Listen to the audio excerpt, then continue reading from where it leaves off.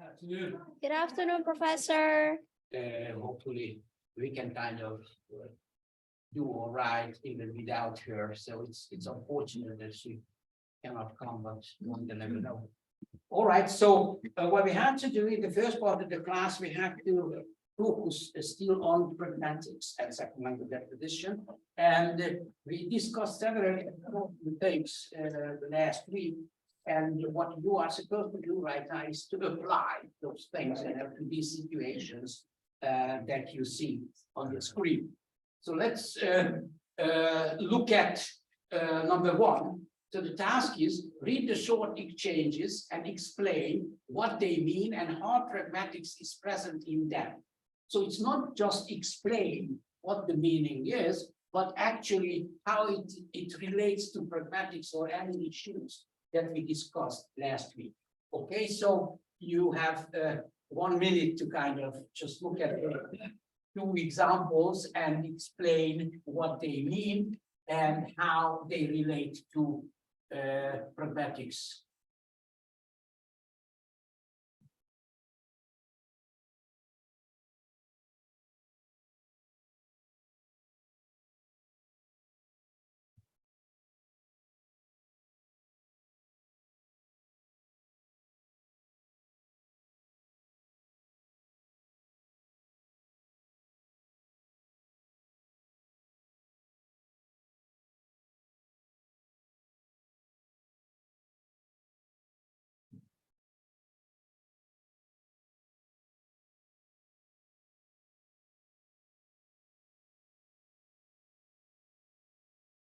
Okay, so let's look at the first one. It's a short exchange between a student and a professor.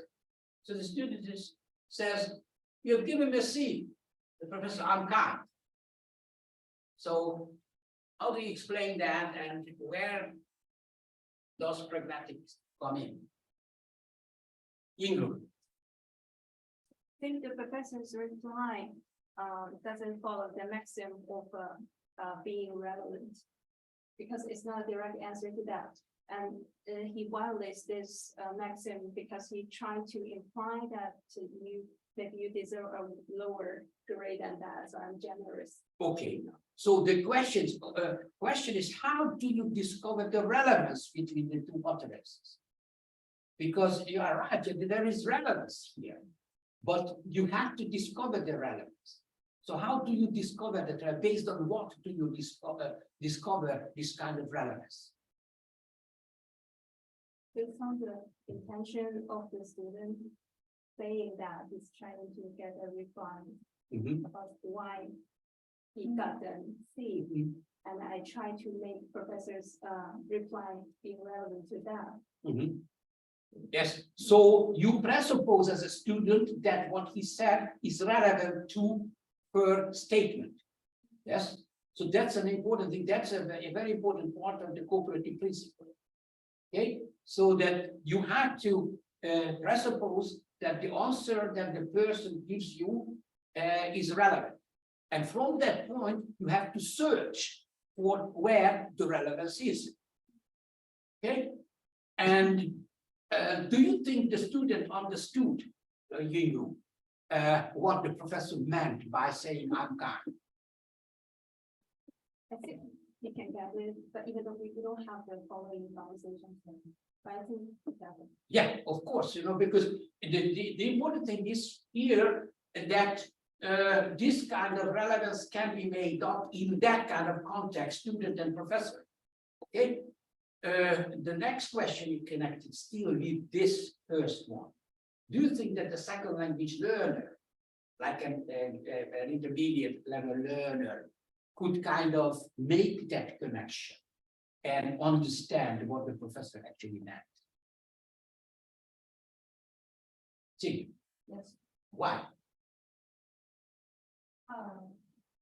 Because I can understand it.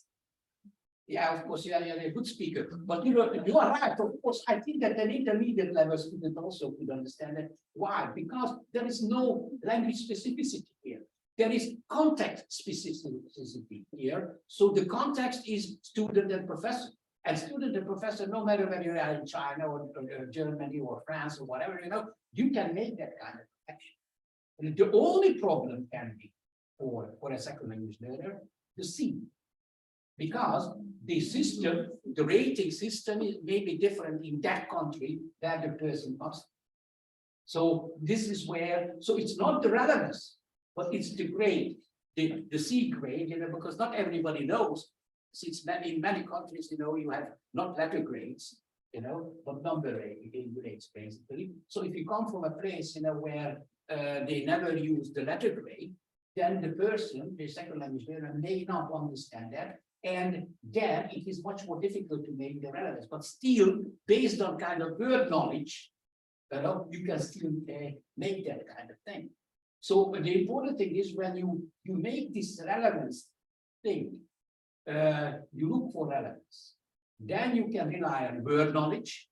You can rely on context-specific knowledge, and you can rely on culture-specific. So these are three different things, And of course, as far as first language speakers are concerned, they are helped by all these three because they are familiar with the culture-specific knowledge that is required here. They are familiar with the contextual knowledge, and they are familiar with the word knowledge as well. So there is no problem with it for the first language. As far as the second language learners are concerned, you have to be careful. There might be some other examples later. All right, so look at the second one. Husband and wife. So husband says, how much longer will you be in the bathroom? Mix yourself a drink. Davide, what do you think about this one? It implies Yes. How do you know that? How do you know that? Okay, so all right, that's the whole. You are absolutely right, and it's relatively easy to do that based on which knowledge: word knowledge, context-specific knowledge, or culture-specific knowledge. I think it's context-specific and also Yeah. culture-specific. Yeah. Of course, because you're in the bathroom, and of course, if someone tells you mix yourself a drink, that takes time to mix yourself a drink, and not just drink, but drink it.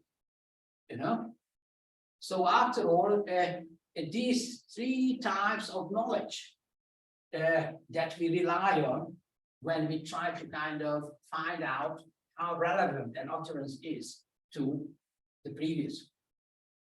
Okay, next one, it's similar to that, but there are some other issues here. So here are three implicatures. So this is what we talked about. So what is implied? So the speaker implicates something, and of course you have to figure out the relevance of this something to the given situation. Okay, so the first one, explain which of them would be difficult for L2 learners to understand and why. Okay, so please use what we just discussed to process these three utterances. So a couple of minutes because there are three examples here.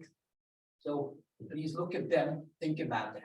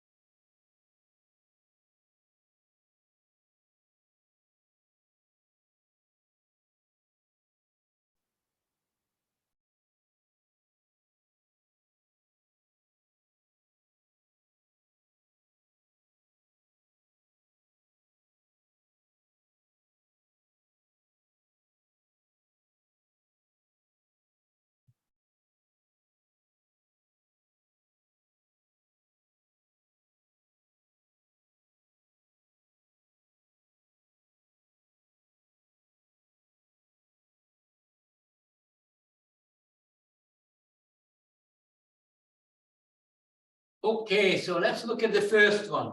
Two ladies are talking and one of them said, I met a guy tonight.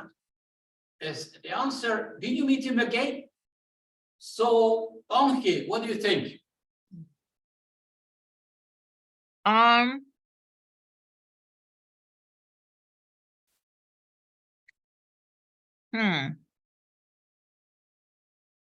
I think a L2 learner may understand, I think. I mean, I don't see anything. It depends on what kind of culture you come from. I mean, if you say I met a guy tonight. So what is Jenny asking, in fact? So what is, because she said, will you meet him again? So what does Jenny want to know? Well, there's like a romance involved. So if you come from a culture where that's implied. Yeah, but Anke, tell me why you think that romance is included here. So what is it that triggers this piece of knowledge for you? Just if you just randomly come out and say, if you're, let's say, a girl and you say I met a guy, then most often, yeah, it means has something to do with romance, and so the other person may Yes, ask, absolutely. This is a formulaic expression. This is a formulaic expression in American English containing some load, you know, culture, some kind of culture load. It means that it includes some kind of romance between the two. So at least the fact that Sally liked the guy, you know. But of course, this is just a kind of presupposition or something like that. And in the question, as Anke says, will you meet him again? The person wants to know whether Sally likes the guy enough to kind of meet him, to date him again. You know, so this is what it meant. So the question is, would it be difficult for a second language learner to process? So we have second language learners here. So Ben, did you understand this? Could you make that relevance? Yeah. Yes. This is a kind of obviously common culture between different cultures, a common situation. You're right, but however, there is one very important thing here. You must know that when someone says, I met a guy tonight, or I met a girl yesterday, or something like that, that always contains in American English some kind of a romantic kind of thing. Verity, did you know that? Assume it, but actually I like the comments. You stated that it contains the Western sociocultural load. Can you explain what you consider to be the Western sociocultural load? I said cultural load, not No, Western. She wrote that. Yes. I said cultural. Because it is not just Western, as Van said, that it is broader.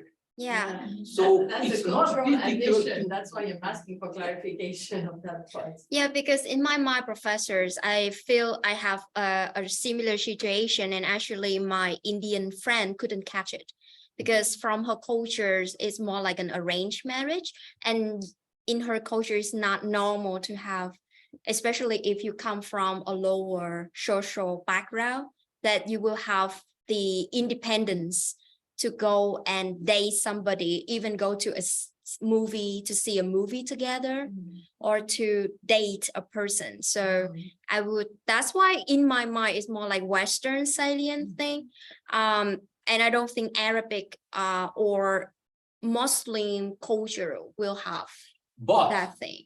it is an American cultural load. Yeah, Not so the West. I will. In French, Yeah. in French you cannot find that. In German you cannot find that. You know. Okay. So it's not Western. It's American. American. It's American. Tell the truth, I'm not sure. Yeah. Yeah, I'm sure. And UK, they have, because I have some examples from the UK as well, you know, so similar. So, this is in the American culture, UK culture, but not necessarily Western culture. And I'm No, curious. if an African culture is it conveys the same load of meaning. When you say you met a girl, like a guy says, walks up to his friend and says, "Hey, I met this girl last night." The question he will ask him, "I hope you guys exchange numbers." Mhm. So, Yeah, you know, Ask for number, the important thing is that if there is a formulaic expression in one culture, let it be American culture, UK culture, Australian culture, whatever, you can import that, you know, into your culture. And it would make sense that in countries where English is some kind of an official language, like Nigeria, India, Pakistan, or other places, you know, it is possible, it's just a possibility, a potential, I would say, to kind of import this cultural load behind the expression, you know, into that. But that's not the part of that particular culture, which means that not everybody, not every speaker of that English will understand that culture. So you're saying like the social cultural law can be also a very individualized thing. It's Yeah, it based can on. be individualized as well. It's not just speech community specific, but individual specific or group specific, you know, or things like that. So after all, you know, we have to be quite careful with that. As far as American English is concerned, I don't think that there is any native speaker of American English who would not understand this kind of cultural load behind I met a guy tonight. Professor, even Sally may be like a 60 years old person. Even that. Okay. Gotcha. Yes. All right. Professor, I have a question. So Yeah. I understand if you call, let's say, the one below, the Monday morning quarterbacking, I understand if you call it formulaic expression. Hey, But, just starting to talk about it. Okay. So that question is connected with number 2. oh, Yes. I'm sorry. Right. So my question is, I met a guy last night or tonight. That's a literal expression, but because it carries such social cultural load, we call it formulaic expression. Yes. Okay. What's Yes. the difference between formulaic expression and context-bound utterance? Or Yes. they coincide? I'm going to give you another example. That's what she said. You know that? That's sexual connotation in American English. That's what she said. Have you ever heard that? That's what you said. That's what she said. Oh. Google it. Look at that. What does that mean? That's what you said. You remember Monica? Monica Quiner Ludwig. She wrote a whole article about that. It was published in the journal Pragmatism. So, you know, there are these expressions that actually are very culture specific. And if you have never met them, or even if you have met them, you may have missed this culture because there is nothing in these expressions that refers to any kind of romance or sexuality or whatever. But it is given by the speakers of that speech community. So going back to on his question, these are expressions, you know, that become formulaic because of the fact that the load, the cultural load, is actually conventionalized. So there is a kind of conventionalization, and you know they become formulaic in spite of the fact that they can be freely generated as well, because there might be situations where that is freely generated, you know. So again, going back to Ayuanki, still, even if we have these expressions, and most of the time, if you do not give actual situational context to these expressions, and you ask native speakers to interpret that, they will recognize subconsciously, automatically, this kind of cultural law. But again, I say that some actual situational context, some can cancel this connotation. You know, that can be cancelled. So you're saying the expression, the literal expression itself, it carries with it the context. Yes. Right. This is what good old Gomper said, and he was right. Nobody listened that time, you know, when he said that in 1970 something, you know, a long time ago. But yes, this is one of the reasons why I started to speak about the importance of prior context. Yeah. You know, because this is where prior context really very seriously comes in. And going to the next example, the Jim, the truth should have been told to Mary. I think this is Monday morning quarterbacking. Ying, do you understand that? It's number Actually, two. I don't understand the second Yeah. word. Me Yeah. too. And I just look up the dictionary for what is. The the Hindi? No. Ying group? No. No idea. None of the Chinese. Verily, I think I know. but you, I don't know. you don't know. Who knows? I think I know. Uzo, tell me what is that? So, from the point of view of quarterbacking, you need to understand them. I think one is the American, it has American sociocultural load because quarterbacking is common in American football. So, Yes. like quarterbacking in this case, the truth should have been told to Mary. I think this Monday morning quarterbacking. Maybe it doesn't have a defense for whatever has happened. That's the way I'm thinking about it. Think From- about when the games, the football games in America are played. Yeah. Yeah, they are Monday Night Football. Mhm. at the weekend. Yeah. And then if you say Monday night tournament, this is already too late. Yeah, it should have been done earlier. You know, it should have been done earlier. You know, so this is what. Well, again, this is very culture specific. You cannot figure that out based on word knowledge, not even contextual knowledge. So that is absolutely different from the first one. Okay, because if you do not know this kind of cultural knowledge that is attached to that, which is very specifically American because of the American football, you know, you will never understand. No way to make up this relevance connection. No way. So this agriculture is lost, you know, for non-native speakers mainly because they don't know that.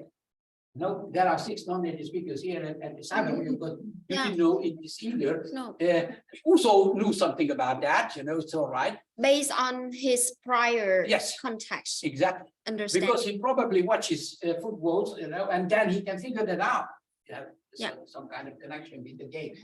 You know, otherwise, all you are ladies here, you know, so you are not necessarily Interested in fans of sport. American football. I'm not either, so you know, I prefer soccer. But anyway, so you see the difference between the two. Okay, the first one is also culture specific, but still you have the potential or ability or whatever I could call that to figure that out based on word knowledge, general knowledge, you know, how ladies talk to each other about guys and something like that. So you can make that connection, you can figure that out. But the second one is too culture specific. It's rooted deeply in the American culture. And if you have had any kind of contact with American football, no way, no way, Exactly. you know, to figure it out. Okay, number 3, Laura and Meredith, come on, I'm taking you to the gym. Oh yeah, pigs can fly. How about this?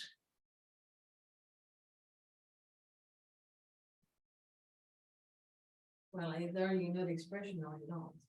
What? Either you know the expression or you don't.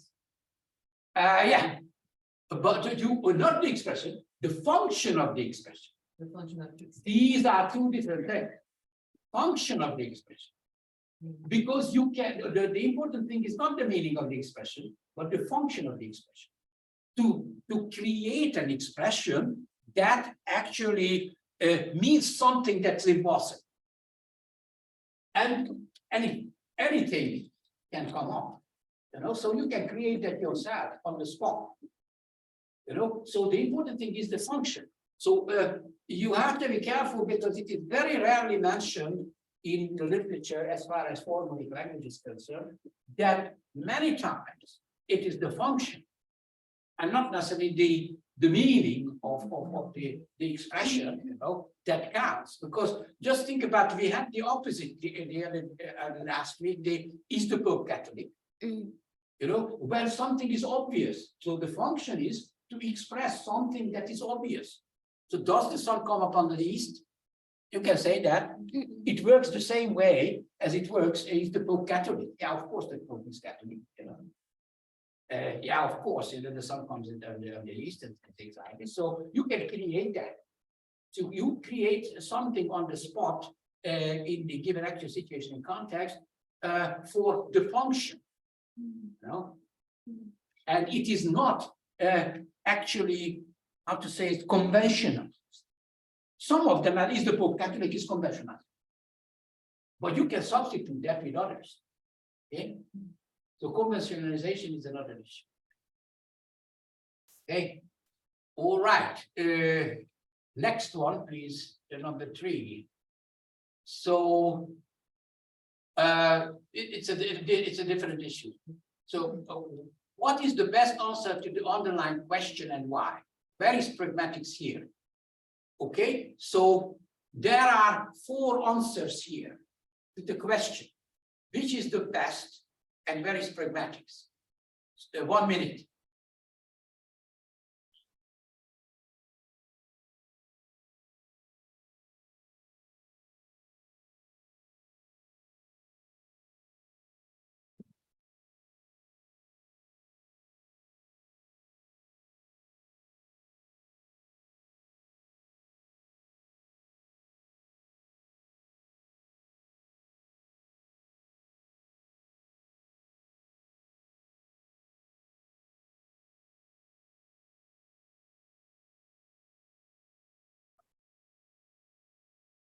Which is the best answer?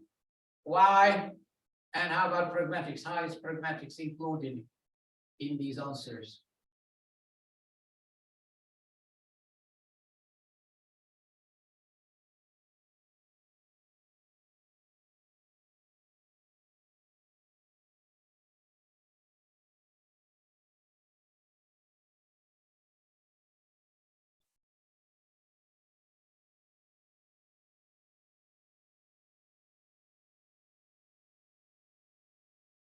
Jing, what is Your legs. your legs? But why?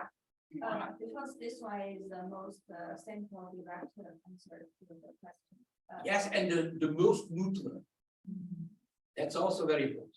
Because all the others might have some kind of pragmatic enhancement. Yeah, either the way is very awkward or the or it's very redundant. Yeah. So the important thing is that if you use any of the other 3, there might be some pragmatic enhancement by the speaker there, you know, and then that can be misinterpreted. Yes. So because if a guy tells this lady that what I'm staring at is your legs, that can be interpreted. You open Pandora's door, you know, because you gave the chance to your audience to interpret that in their own way. If you say your legs, period, neutral, answer the question. There is nothing.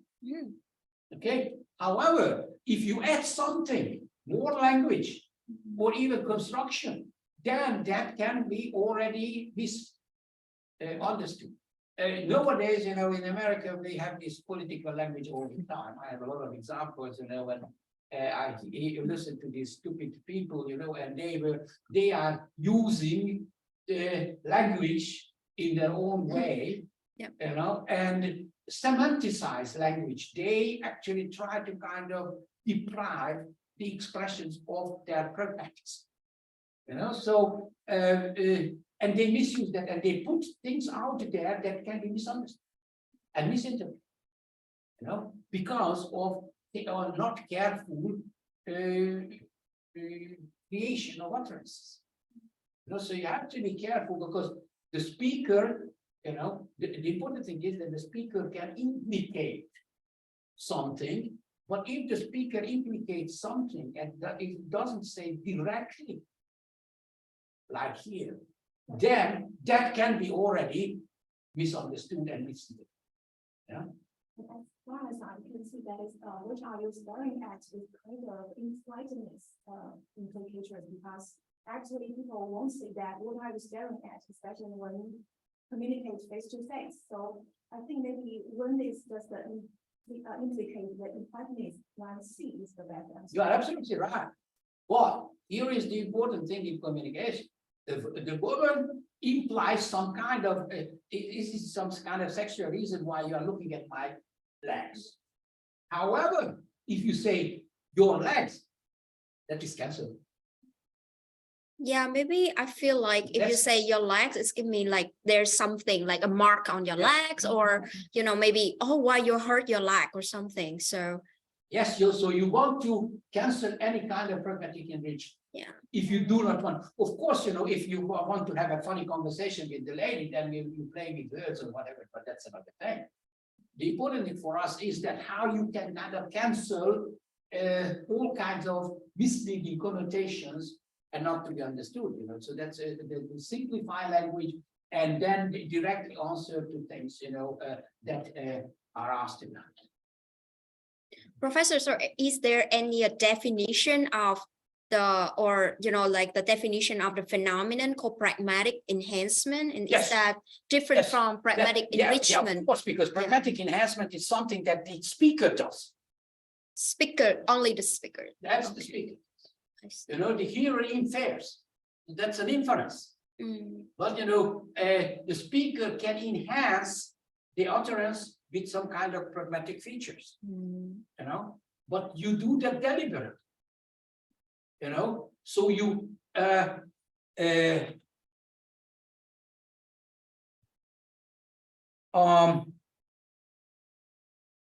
I do not have this conversation here, but I have some example that I use in some of my presentations that there's a conversation between Roy and Sally.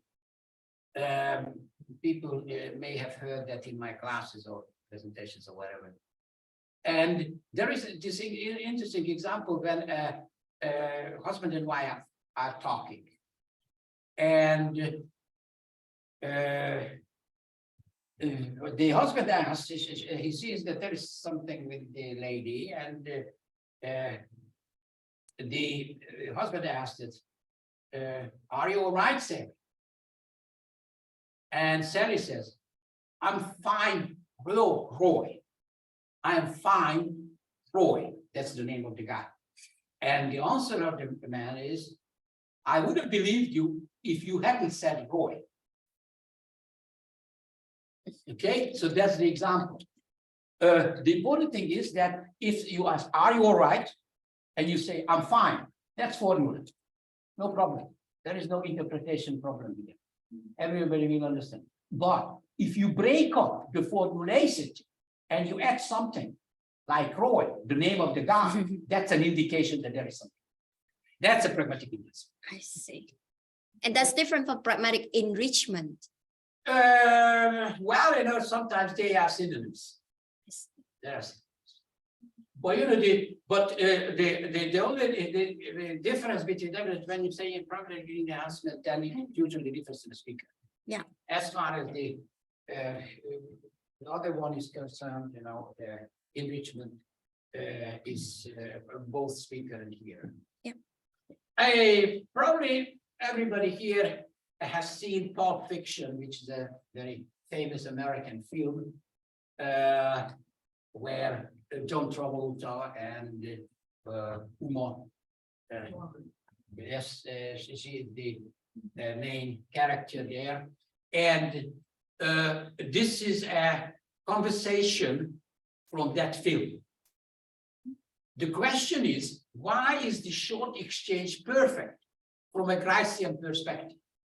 You remember Grice, the cooperative principle, the maxims and so on, we talked about that briefly last week. So if you bear all those things in mind, why do you think that this short exchange is perfect? Respects all the maxims. What? It respects all the maxims. Read that carefully. So the wolf and Jimmy, these are the two characters. You are Jimmy, right? This is your house. Sure is. I'm Winston Wolf. I solve problems. Good, we got one. So I heard. May I come in? Oh yeah, please do. So think a little bit about that. A beautiful conversation, by the way.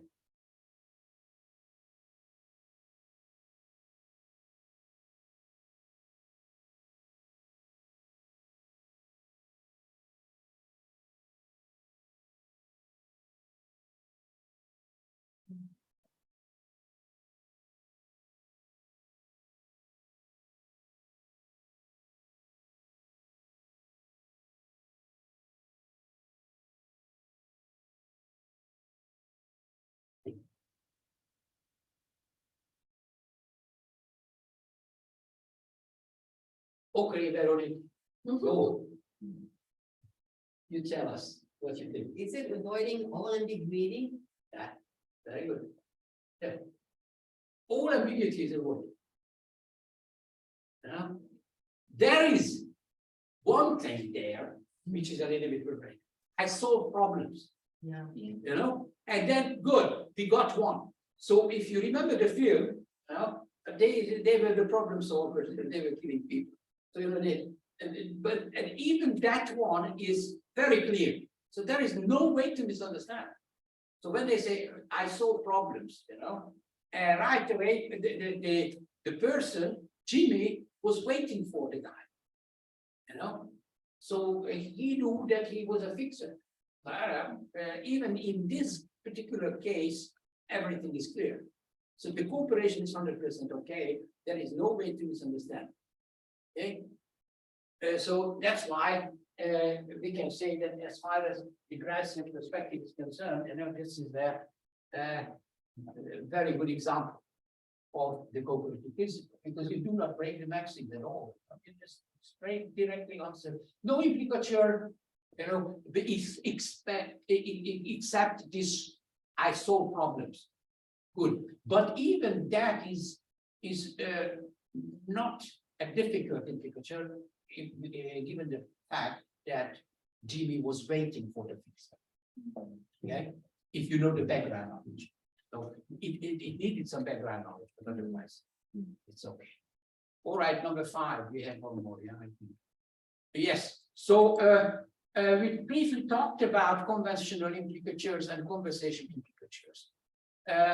Very briefly, the difference, as a reminder, between the two is that conventional implicatures are conventional. So they are usually, not always, usually for new lay. And we have already talked about formulating expressions today. As far as conversational implicatures are concerned, they are created on the spot. They are created in the course of exchange. They are created in the course of interaction, and they come and go. So, you know, they are needed in the interaction. You use that, but then forget it. So there is no conventionalization process here.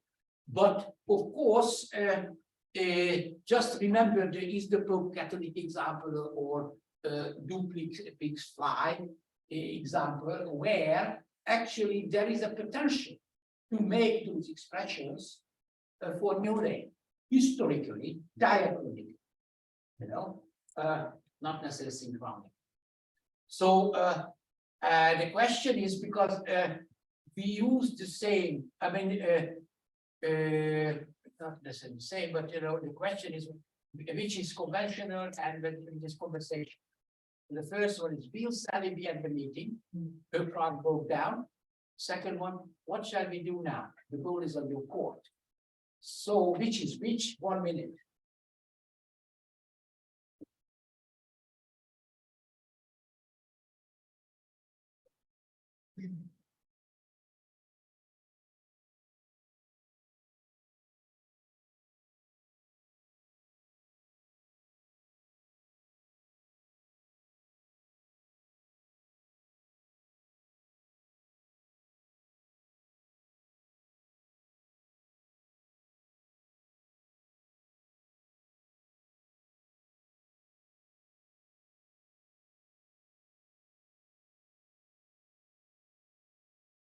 Okay, so which is the conventional?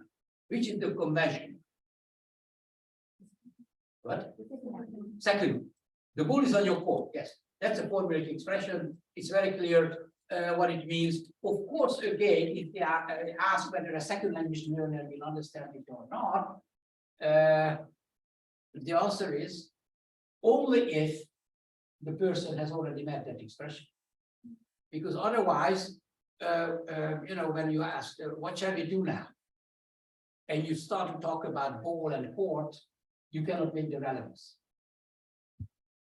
However, if you know that, or at least heard that expression, earlier, you can make that connection.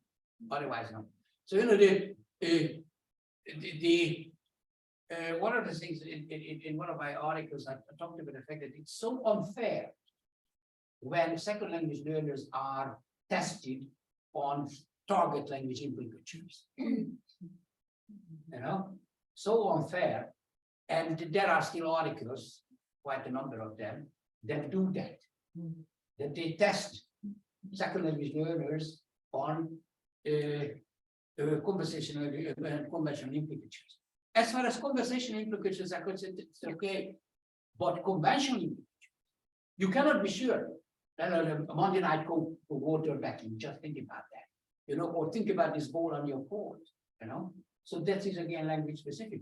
There can be an equivalent in your first language to that, but the wording may not be the same. So first you should know what the functional meaning of this expression is.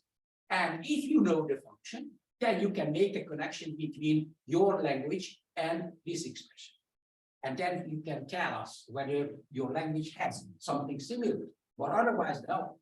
So the important thing is that, again, you focus on the function. So the function is the important thing, as far as the formulaic expressions are concerned. And most of the time, you remember that some of these formulaic expressions like idioms, situation bound utterances, sometimes even speech formulas, do not say what they mean. And the main reason, and that they are conventionalized, that every single person in that speech community will understand that expression in one particular way. So after all, there is no misunderstanding. That's the reason why they are created in the speech community. But if you are an outsider, a second language learner, and you come to the speech community, and you haven't met this expression yet in any kind of conversational situation, and you don't know the functional meaning, you are in trouble. You are in trouble, and you won't be able to, and you are in trouble for another reason, because second language, native speakers of language, so members of that speech community, sometimes don't understand why you don't understand this expression, because they are so often used and so obvious for them as members of the speech, but not necessarily for the outsiders, not necessarily for those who are coming in. The last one. I collected some interesting expressions here, actually sentences. My question is, what is wrong with these expressions, and where is pragmatics again? So is there any relation to these expressions or sentences to pragmatics? Okay, so the question is what's wrong with these expressions, and the second question is how do they relate to pragmatics? So in an East African newspaper, so Nigeria is not necessarily in East Africa, but we have a West African person here, so why don't you do that, Uzo? So the sentence is, a new swimming pool is rapidly taking shape since the contractors have thrown in the bulk of their workers. So what is the problem, Uzo? Okay, from my own point of view, I see no problem in the first place, because from what I'm saying is that the swimming pool has gotten to an advanced stage since the contractors threw in the bulk of their workers, meaning that they brought in more workers to the site of the swimming pool. That's the message it gets to me across. But why is it that this is not the message that the sentence said? Yeah, you understand what that this would have had to say, but Yeah. what is the reason why that this misunderstanding is there? Yeah, because of the words they use. For instance, when they said, since the contractors have thrown in the bulk of their workers. So these have thrown in the bulk of their work, the bulk particularly makes it sound as if no human beings were involved. One may even begin to wonder who are being thrown in and who are this bulk. So there will be an issue of kind of confusion in the usage of the word. Yes, so you know that there is a poor word selection here. Yeah.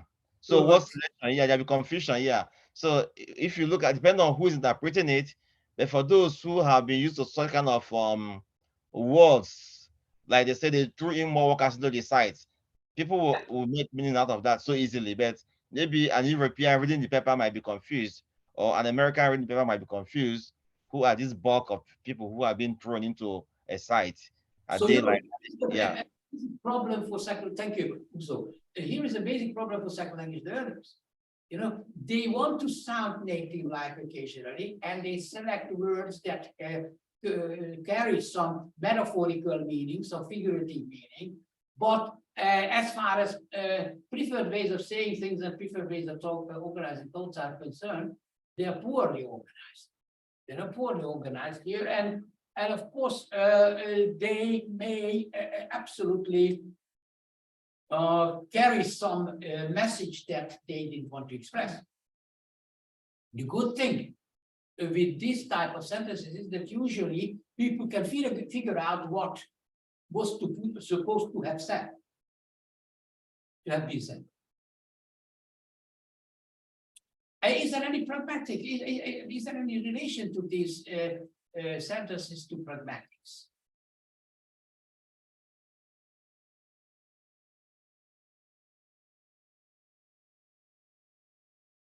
It's a difficult question, and I don't necessarily think that you it is easy for you to answer that. But because we didn't discuss in this class something that we call lexical pragmatics. And also lexical pragmatics is something, you know, that has been researched by quite a number of people, but the attention to lexical pragmatics is not enough. Although I think it is an important field for second language learners. And one of the issues in lexical pragmatics is word selection. You know, so actually literalness and figurativeness of expressions, how we select the expressions, you know, because if we select figurative words that have some figurative sense in that, or we want these words to carry figurative meaning, then you have to be very, very careful, because figurativeness is also culture specific. So, you know, what the figurative meaning of a word is, for example, throw in.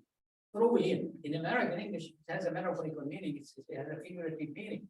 But if you want to kind of translate that into Chinese, you have to find a word, you know, which is absolutely different, because you know the literal sense is similar to Chinese, but you can find easily an equivalent, but not in the figurative sense. So this is where, you know, the real problem is. You may remember one of my examples, you know, when you have the word hit, for example. This guy hit me. It's easy to translate that to French, or Chinese or Vietnamese or whatever. Yeah. However, if you say that that guy is hitting on me, you cannot use that word. You have to use something that is your language. Yep. You know. So after all that, one more, and then Yeah, we the can- laundry. Yes. Yeah. Yeah. Oh, indeed. three. Uh, We have three. Let's look at the longer one first, because I want to use, I have only time for one. So it's strictly forbidden on our Black Forest campaign side that people of different sex, for instance, men and women, live together in one tent unless they are married with each other for this purpose. Isn't that beautiful? Fantastic for a German one. Yeah, yeah, well, it's complicated, yeah, so it's so important that, the guy has the idea in German and then starts to kind of find words and sentence structures to express that, So it's a typical thing, when conceptualization Yep. happens, but not reconceptualization. So conceptualization is okay. The guy could express what he wanted, basically, because he wanted to say that you cannot stay in the camping site together with a person with the opposite sex if you are not married. That's what the person wanted to say, basically. But The interesting part is for this purpose. oh yes, definitely. That's a German edition. That's a German edition.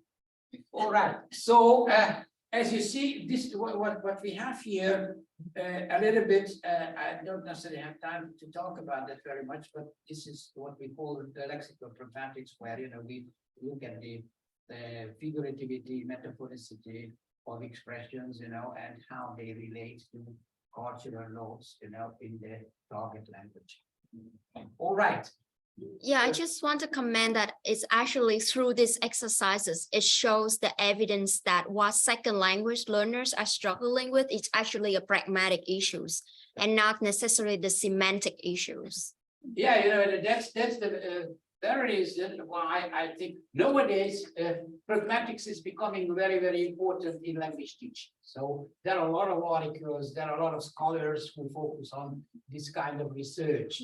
And I think the more is the better, because as you say, most of the time it's pragmatics and not semantics, because, semantics is something that you can actually learn from dictionaries, books, and things like this. So in formal settings, what you cannot learn is pragmatics. Yeah. That is something that is added to the linguistic science by their users in the given speech community.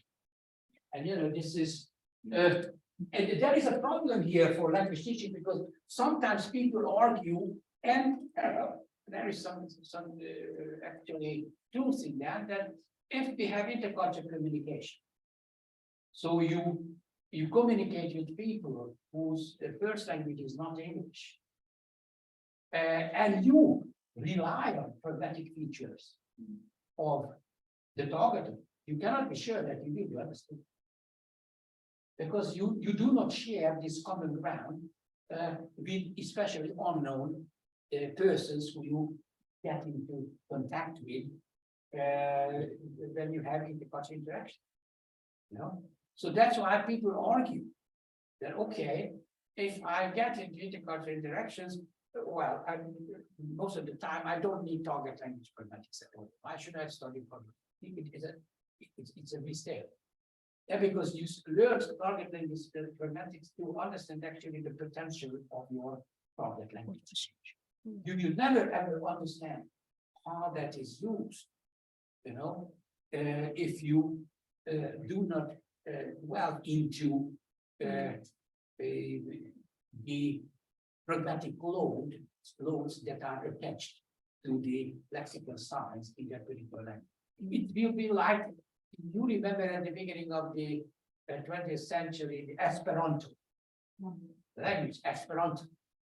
At the beginning of the 1900s, Esperanto was very, very popular all over the world. There were even departments of Esperanto in France, Germany, United States, and all over the world.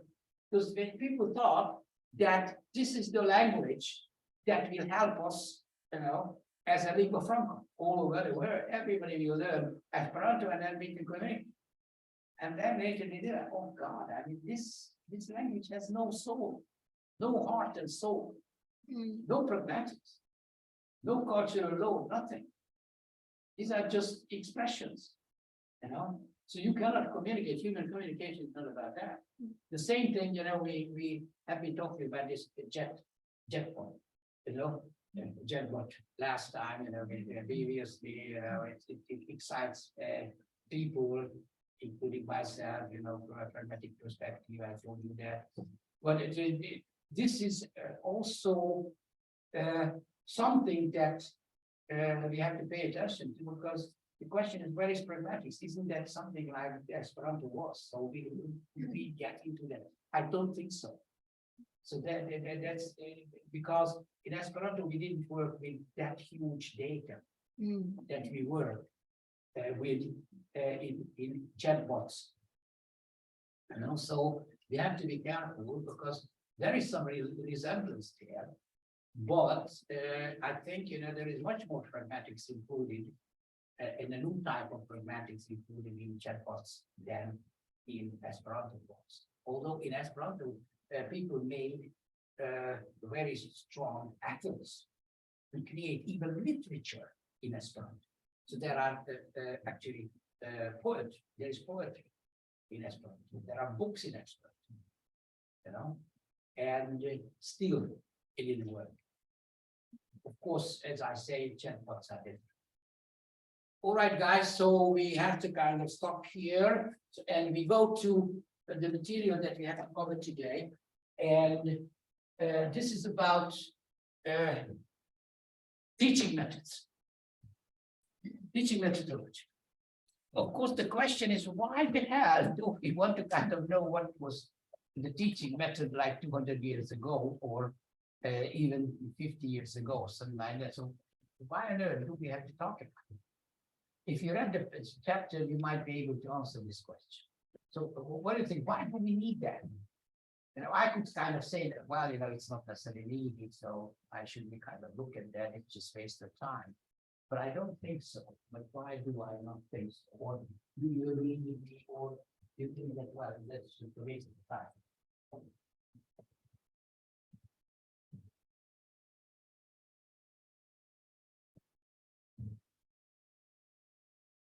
Dingu.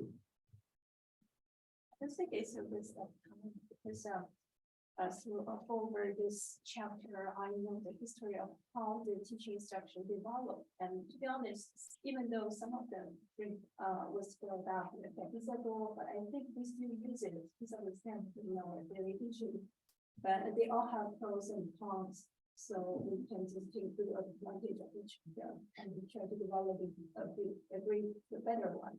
Good point. Yeah, because if we kind of look at those and we kind of talk, as Ingo said, the advantages, disadvantages, then we see that, well, there is still something there that I might want to kind of use occasionally when I think so. After all, it's not a waste of time to talk about them at all. Okay, Han, please go to the first. You know, we have to look at this issue of method, because when we talk about methodology, teaching methodology. So what is the methodology? And actually, I never liked Jack Richards very much, you know.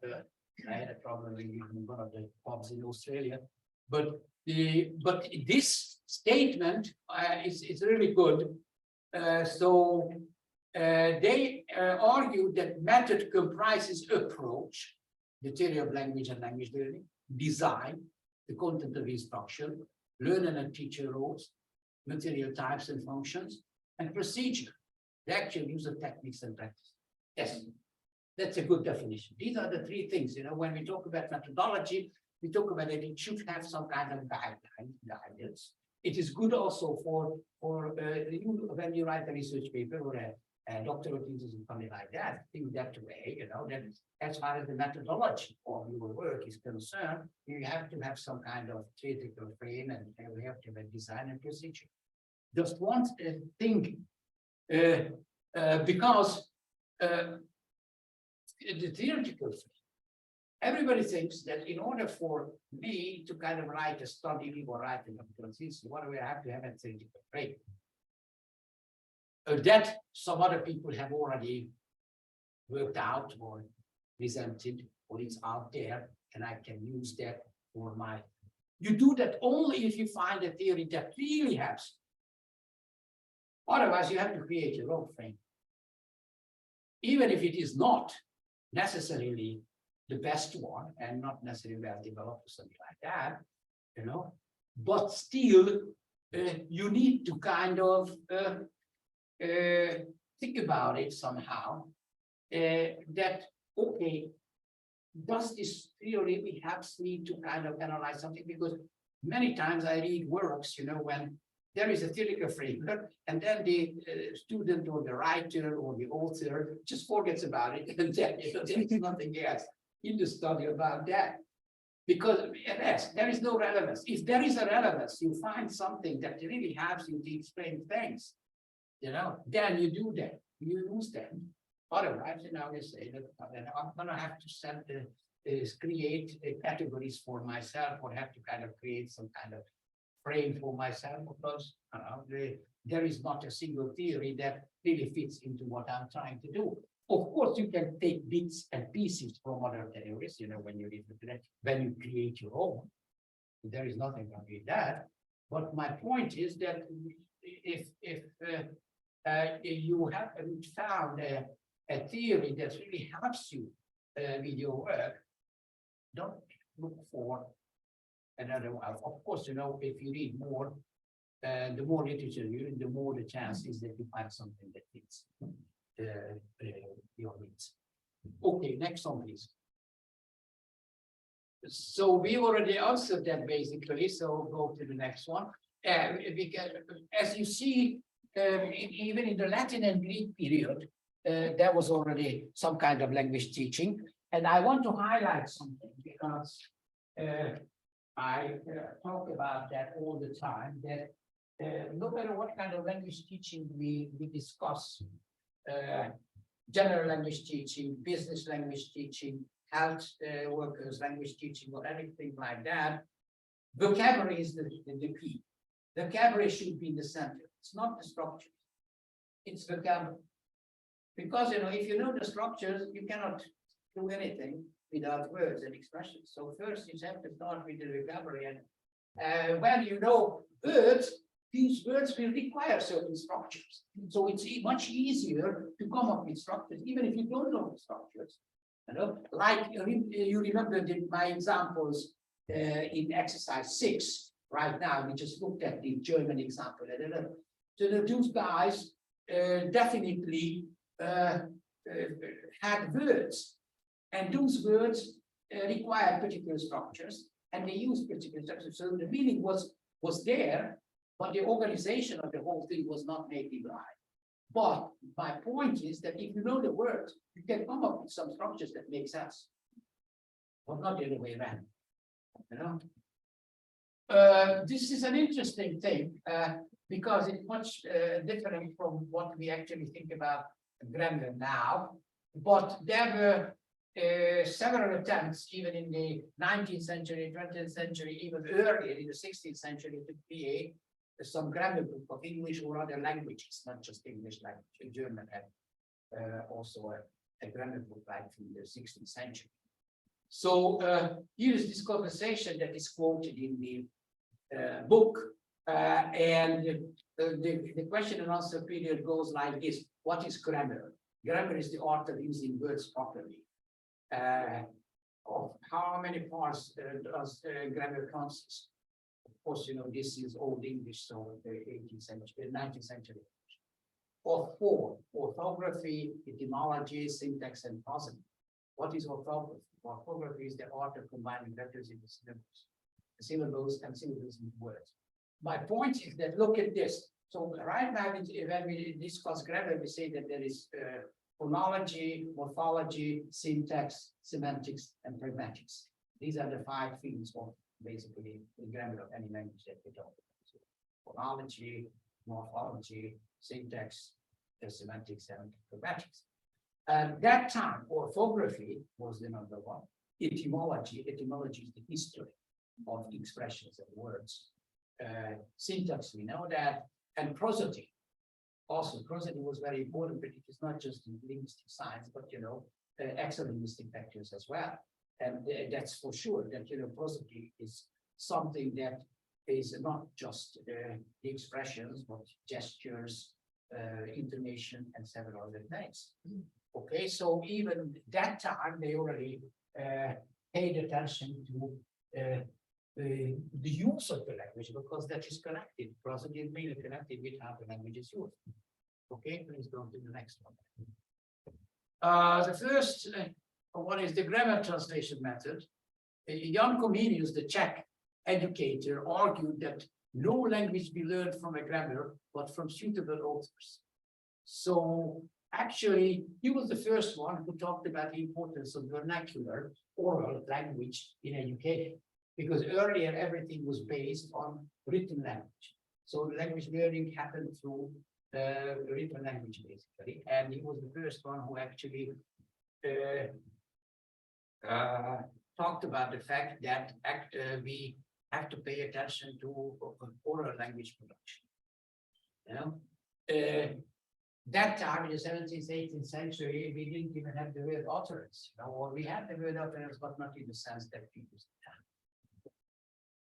it. The grammar, going back to the grammar translation method a little bit. So the important thing was there, and this is still something that people do in several different countries, that you know, they translate text from one language to the other, and they analyze the language, as analyze the grammar. So grammatical differences, they highlight grammatical differences between the languages. There are a lot of places, this is the leading methodology, language teaching methodology. Next one. The direct method, it's very interesting that relatively early, at the beginning of the 20th century, when the Berlitz direct method became actually very popular. And why is that important? Because this was the first methodology that gave more importance to oral production than written production. So Berlitz's idea was that basically you have to focus exclusively on the target language, no translanguaging, no first language or whatever included in the classroom. You know, everything should happen in the target language. And of course, grammar was secondary. Some people say that in the direct method there is no place for grammar. No, there is place for grammar, but it is secondary. So it's a result. So you have to highlight certain grammatical structures in dialogues, in oral conversations and stuff like that. So this is how grammar actually is taught in the direct method.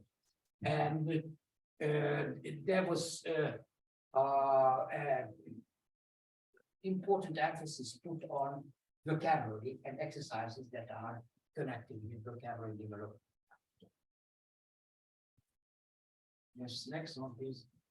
The audiolingual method. I will never forget that, because when I was a young teacher, this was the #1 whatever. So I was teaching English and Russian through the audiolingual method.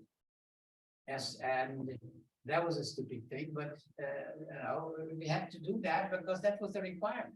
So in school, in private lessons, and everywhere, you know, these repetitive drills and pattern practices, the books were like that.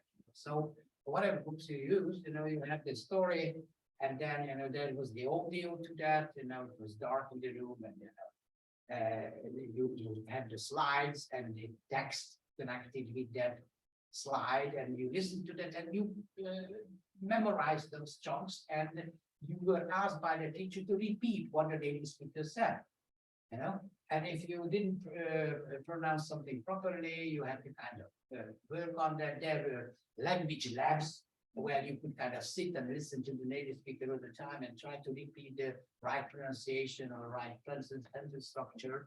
So I don't say that no learning happened, but this was definitely based on the behavioristic approach, which handled language learning as habit formation. So when you learn a new language, you create new habits. You have to develop new habits, you know, and that was the main idea. So I do as the native speakers. You know, so that was the heart and soul of the method. You know, you have to memorize language chunks, and then again, you know, follow the pronunciation of native speakers, the sentence structures of the native speakers, the use of the word, selection of words of the native speakers, and things like that. Again, you know what we say, right at that time, of course, that was something that I myself personally didn't like very much. But later, when we went to the communicative method, there were some elements in the older lingual method that we could use, and that were useful even in the cognitive approach. So that's what we talked about at the beginning of the class, that basically this is one of the main reasons. Can you talk a bit more about the difference between the lingual and direct method? Next slide. Or between the two? Ah. The older lingual method differed from the direct method in giving less attention to vocabulary and more emphasis to repetitions of grammatical patterns. So that was the main difference here, because and the other thing is that as far as the direct method was concerned, that was more flexible. So the main and most important thing was that you have to use your language as it is used by the native speakers, all right. But it was not just repetitive drills, and constructions that you have to memorize, and then there was stimulus, response, and reinforcement. So there was a stimulus, you listened to that, you repeated that, and then the native speaker repeated again, and you could kind of compare your utterance to the native speaker's utterance. So that was the feedback. As far as the direct method is concerned, it is not that way. So, and there is one more thing that I didn't like with the lingual method. It required you to use one right solution. That was one right solution, which is absolutely against any kind of language. Because no matter what kind of human language you use, there are always several solutions. When you want to express a particular meaning, there are different ways to express that. Or if you have a linguistic form, that linguistic form is multifunction. So it can have more than one function. So it's a terrible thing when you are forced to find the one and only right answer. I'm very upset because this morning I was working on these skill training. You are doing that because you are the university, you are doing that too.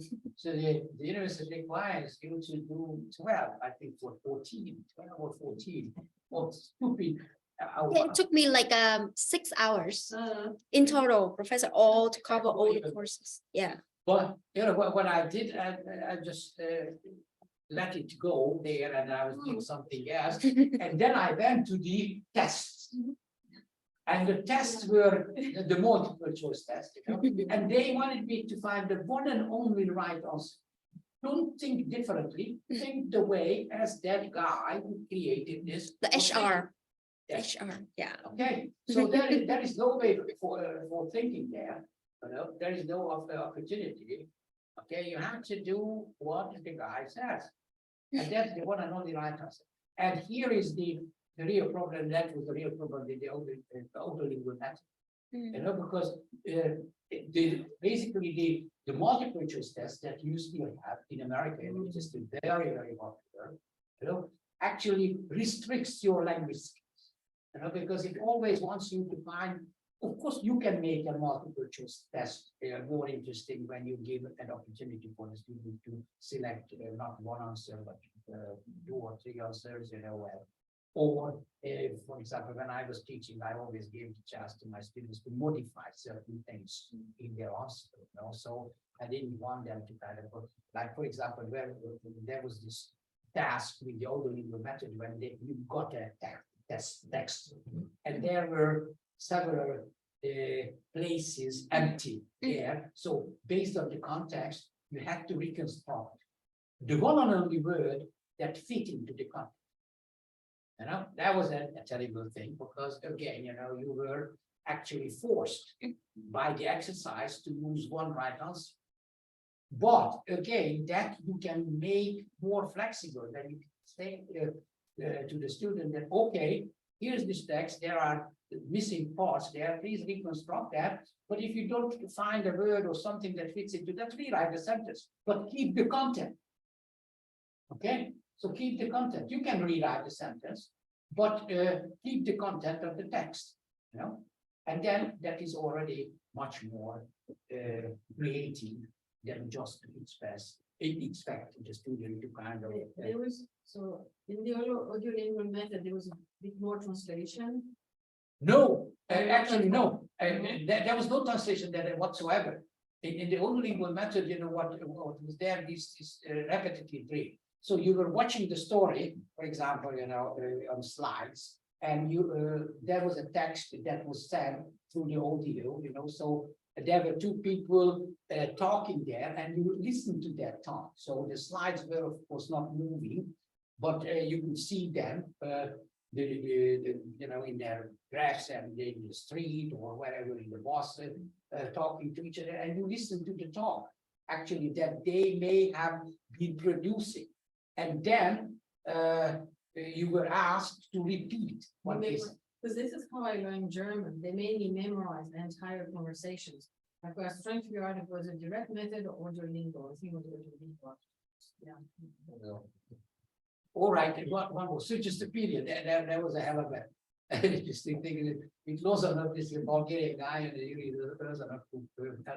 his idea was that okay, the most important thing is that when you learn a language, you have to be relaxed. You do not have to worry about anything, you know. So people were put into a half dark room, you know. There was music there, you know, very low sound music, you know. Meditation. And then there was a little some language there, you know, that you could listen to. And then when you were ready, you could kind of solve the task or exercise or talk to the teacher or whatever, you know. But the main thing was that after all, you have to have a relaxed environment in which you learn a language. The stupidest thing is that whenever you use a language, it's usually not a relaxed environment. No matter whether this is native tongue or not, you know, the Intercultural Communication or whatever, the environment where you use the language is not relaxed. So you have to be very careful with that, because whenever I talk about this, I mention my example, you know, but that happened to me many years ago when I was in London, and I was buying a ticket for one of the shows, and there was a line in front of me waiting for getting to the box office, and what I was doing while I was waiting was repeating what I would say to the lady who is sitting in the box. And when I went there, you know, and looked at the lady, I said something else. Absolutely. Absolutely something else. I didn't even remember what I was talking to myself for about half an hour. You know, just that promptly, you look at the person and you have to say something, and you know your goal, you know why that person is there, so you come up with some of that. She could understand me, so I got my tickets after all. But the point is that this is not working, not necessarily working. So of course you can kind of memorize certain things, but how that will actually come up in your mind in a lifelike situation, the different thing. All right, guys, so we have to stop here, and we have 10 minutes right now, so before break, and we come back at 6 o'clock, and we will finish because we have some more slides here, 6 or 7 more slides, and then how will take over, and we will have time at the end. I will have more exercises for you. All right, so come back at 6.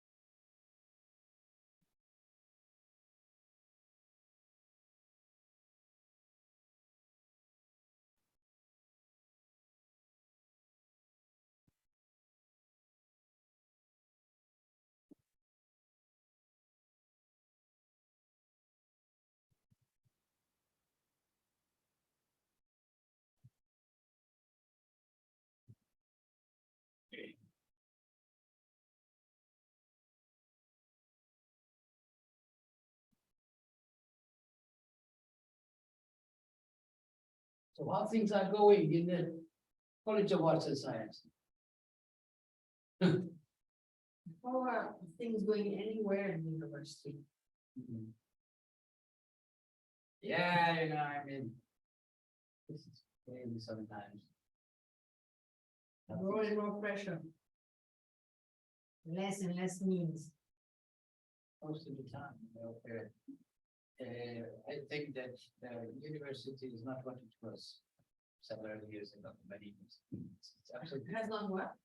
So the university is not what it was several years ago. It has been going in the wrong direction. Yes. So knowledge is not priority anymore. No. It's turning into a vocational place. And I mean, it's, us Europeans, it's even more shocking, because we know that that's not a function of the university. That's not the type of background we come from. The problem is that this is coming into European universities as well. So European universities have been changing very late. Yeah. Yeah, when I go, because every summer I spend 3 months in Europe. And in May and at the beginning of June, I usually teach at various universities. So in Germany, Netherlands, Italy, and Spain, and so where they value me. And I see the changes there. So that's slower, and they are still better than American universities as far as knowledge. generation is concerned. Well, they're structured differently, they're not vocational. I mean, at least in the French system, in principle, you have parallel tracks for anything vocational, but not universities. But what I see is that they also develop master's programs mainly which are more practical than actually intellectual. So this is one of the issues, So the graduate schools, I mean, doctoral schools mainly are okay, but also what I experienced, because I still have doctoral students in Barcelona. I have the strong connection with the Pompeu there, and how my students change. So their level. And Pompeu is the best Spanish university, Catalan, basically. And we have more students, lower knowledge.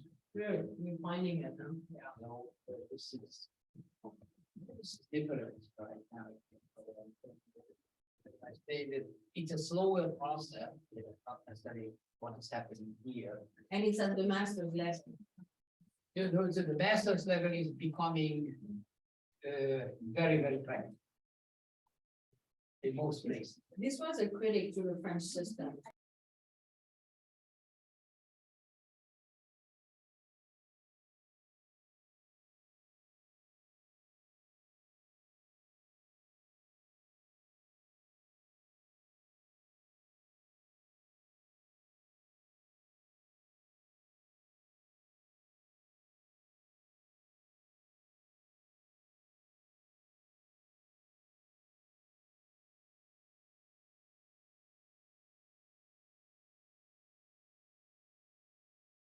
Methods, right? The direct method, the multilingual method, and even the communicative approach, where it is not recommended to rely on the first language in any way. No, and that's all right, because if you have limited classroom time with students, then of course you want them to use the second language rather than the first. But the real question is whether there are cases when the first language use can be beneficial and can be efficient to push the language learner further in the second language. And this is what you kind of have to be careful. Where you have to be careful, because definitely there are cases where you can rely on the first language of the student, because, for example, when you teach lexical items in the target and you give this lexical item in a particular context, and the context doesn't help the student to kind of figure out the real functional meaning of that expression. And you make several attempts to actually bring the functional meaning of the expression to the student through other examples, and you see that the student doesn't get it still. Then, if you know the first language of the student, you absolutely ask about that, or you just give that to the first language. But most of the time in America, this is not the best method, because there are students in the classroom from different countries with 12 different first languages, so you do not know that. So what do you do then? Because even then, you can ask the students, okay, please look for some solution in your own language. So what do you think? Which is the word that it relates to? So after all, even if you don't know whether the student is right, the fact that you ask the student to think about it, that is already.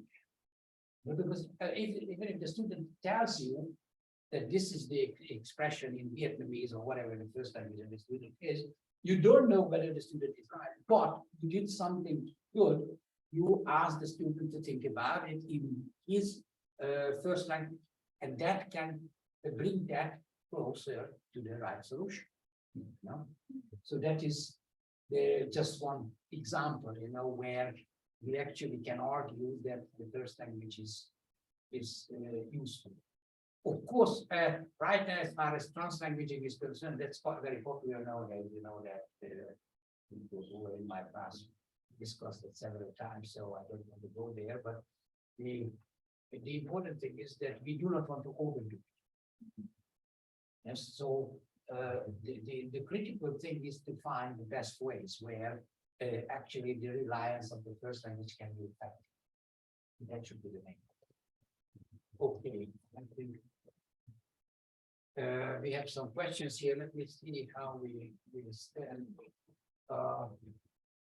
Yeah, I don't want to go through these questions. There is just one question that I want to discuss with you right now. Number 3. Should we go from form to meaning or from meaning to form? Because definitely, you know, when we teach, we have to deal with 2 sides of the matter, meaning and the form. So what should be a starting point? Should the starting point be the form, and then we go to the meaning? Or first we look at the meaning and then we look at the form? So what exactly the form is that we use to express that particular meaning? What are the other forms that can express the same meaning, and so on? So, okay, so if you look at these 2 different ways, then in the first case, form to meaning, when you take a linguistic form, then let it be a word, let it be an expression or something, and then you say, all right, what is the meaning that this word can express? Of course, most of the time this is polysyllabic, so you can put it or the other way around, when you start with a meaning, so you see a particular meaning in a context, and then you say, okay, this is one of the ways to express this meaning, but there are several other forms which can express similar meaning or a similar context. Yes, very I think right now, I'm working a lot with textbooks published in French, because I'm working with French as a foreign language. We're talking a lot about in the second language, but there's an increase in textbooks being published using the meaning to form approach, with grammar being introduced in context and text, and encouraging students to use an inductive method to derive, you know, the forms from that. And so that's what we're trying to do in greater amount in our. Yeah, so that's the tendency. Well, you know, don't forget about something that we talked about at the very beginning of the class. So we have been covering these methodologies because we think that we can kind of use something, you know, in our practical work. And the same thing with, okay, the tendency is to go from meaning to form. Right. But what the problem is, so if you think that in your lesson or in a particular task, it is better to go from form to meaning, do it. Yeah, I don't think it works for everything. There's some Yeah. concepts like we have address forms in French. There's no equivalent in English. When they were dealing with concepts that have no equivalent in English, I think focusing on form, because with the other issue is constraints. We have so much limited amount of time, one-to-one, you know, with students, that we get to have sometimes not much choice, but focusing on form for certain concepts. Yeah, definitely. So it is not, it never, in my opinion, is something like, okay, you just stick to the deductive or the inductive way. There is always some kind of a mixture of the 2 that you have to use, even within one class. Not speaking about a whole course, you know, where absolutely depending on what the goal of the given lesson class the exercise is, you know, you can use either this way or that way. So what I always recommend is you have to be flexible and selective depending on what the task needed is. So you're more in favor of a lot of flexibility, because I was at a meeting with peers who were just very strong advocates of flipped classroom. And they just, you know, I had seen their classes, the type of students they had, and I thought it wouldn't work very well with that student body. And they just thought their conclusion was that I was very old fashioned in my approach to teaching. And I thought, No, I That's mean, not what it is about. that's the problem, that we overdo things. Uh, You know, so what I encourage you to do is not to kind of stick to one particular approach, because that is fashionable. yeah. You always have to look at the given task, what you do, you know, who you deal with, who your students are, and select the best possible method. Because in particular cases, you know, I can imagine that even the mimicry and memorization can be a very good starting point, for example, with elementary students, you know, who have no idea what that language is all about, and you know, you cannot explain to them much because they don't understand anything. So you can start out with something like that, and then you kind of develop something else when they start to have at least some minimal skills. You know, so it does make, again, going back to my experience where I said about the old lingual method. My problem was that, you know, I was boxed in. So I had to work in a particular way, you know, and I didn't want to, because I felt just like my students that, you know, we are boxed in one way or another. There is no flexibility here or creativity. And of course, I try to do my best to bring in some flexibility and creativity into those classes, but that was the so-called accepted way of language teaching. So, you know, whenever someone came to the class to examine what I was doing, I had to kind of go by the book. So, otherwise, I would just like now, you know, just like now. So nothing has changed in the last 50 years or so. All right. Okay. Any questions about this methodology and the methodology? Things like this. We have discussed some interesting things on the way, so I have a question on error correction. Yeah. We just differentiate from the errors that is appears in writing and in oral presentation, or just make sure and as the same. yeah, you know, there is a different way to correct errors in writing and in oral work. There is a great difference. Yes. You know, because you can be very flexible as far as error correction is concerned in oral production. You can be very flexible. And of course, you have to use what we talked about, that you have to watch the production of your students and see whether what they say incorrectly is a mistake or error. Is it repeated or not? Is it something that you have to kind of handle as an error or something like that? But many times, you know, it happens that you let it go, you know, because there is this method also that you just let it go because it makes sense. So it doesn't make it necessary to interfere with what the students say. As far as writing is concerned, that is an absolutely other thing, because there is much more attention to correctness and accuracy in writing.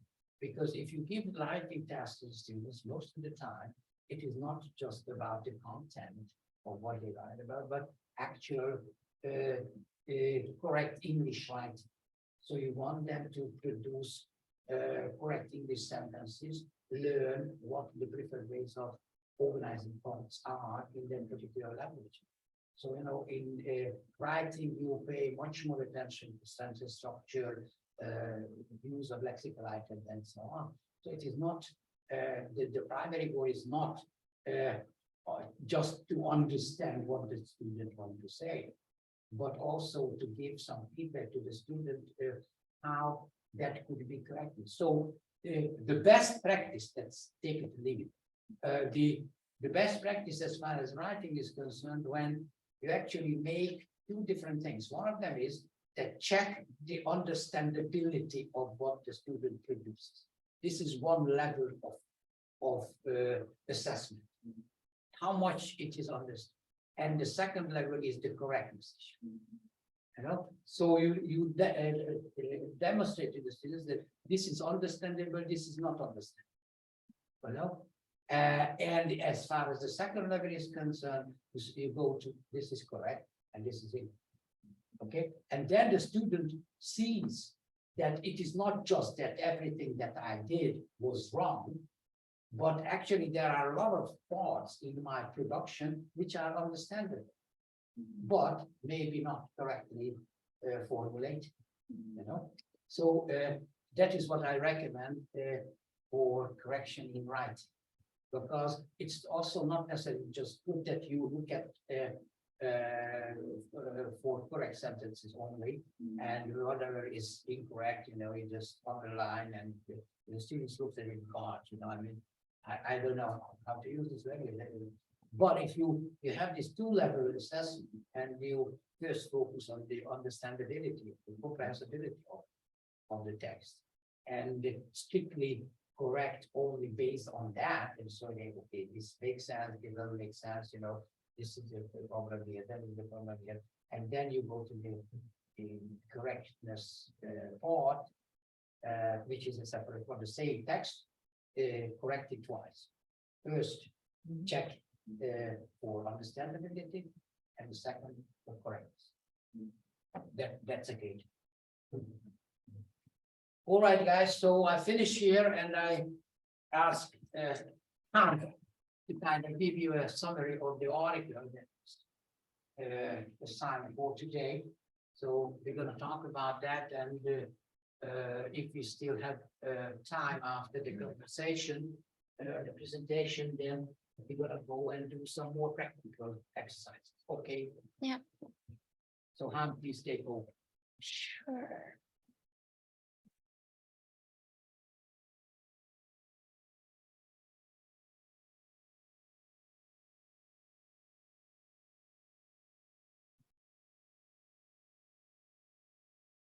What if you could do?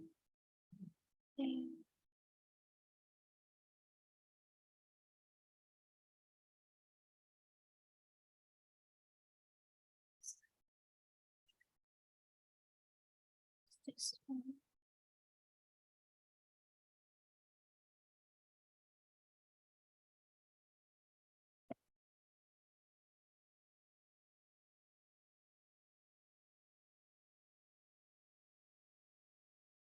Oh, thank you.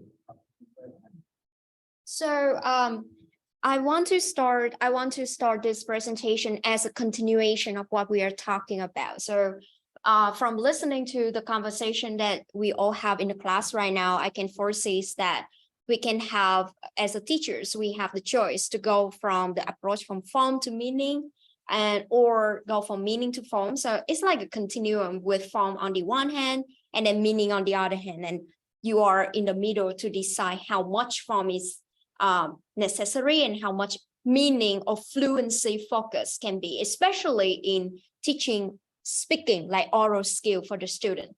But have you ever be in a situation that you take the approach of communicative approach and try all your best to encourage your student to speak, but they just stay silent? Yeah, anyone can share your experience. And if you were in that situation, what could be the causes of such, silence and hesitation to speak, the resistance not to speak? Even you create, even a very relaxing environment for your student to speak, but especially in group work, you will see that they don't use English in conversations. Any examples from your teaching experience? Or when you have the communicative task and you encourage everyone to speak and they do speak.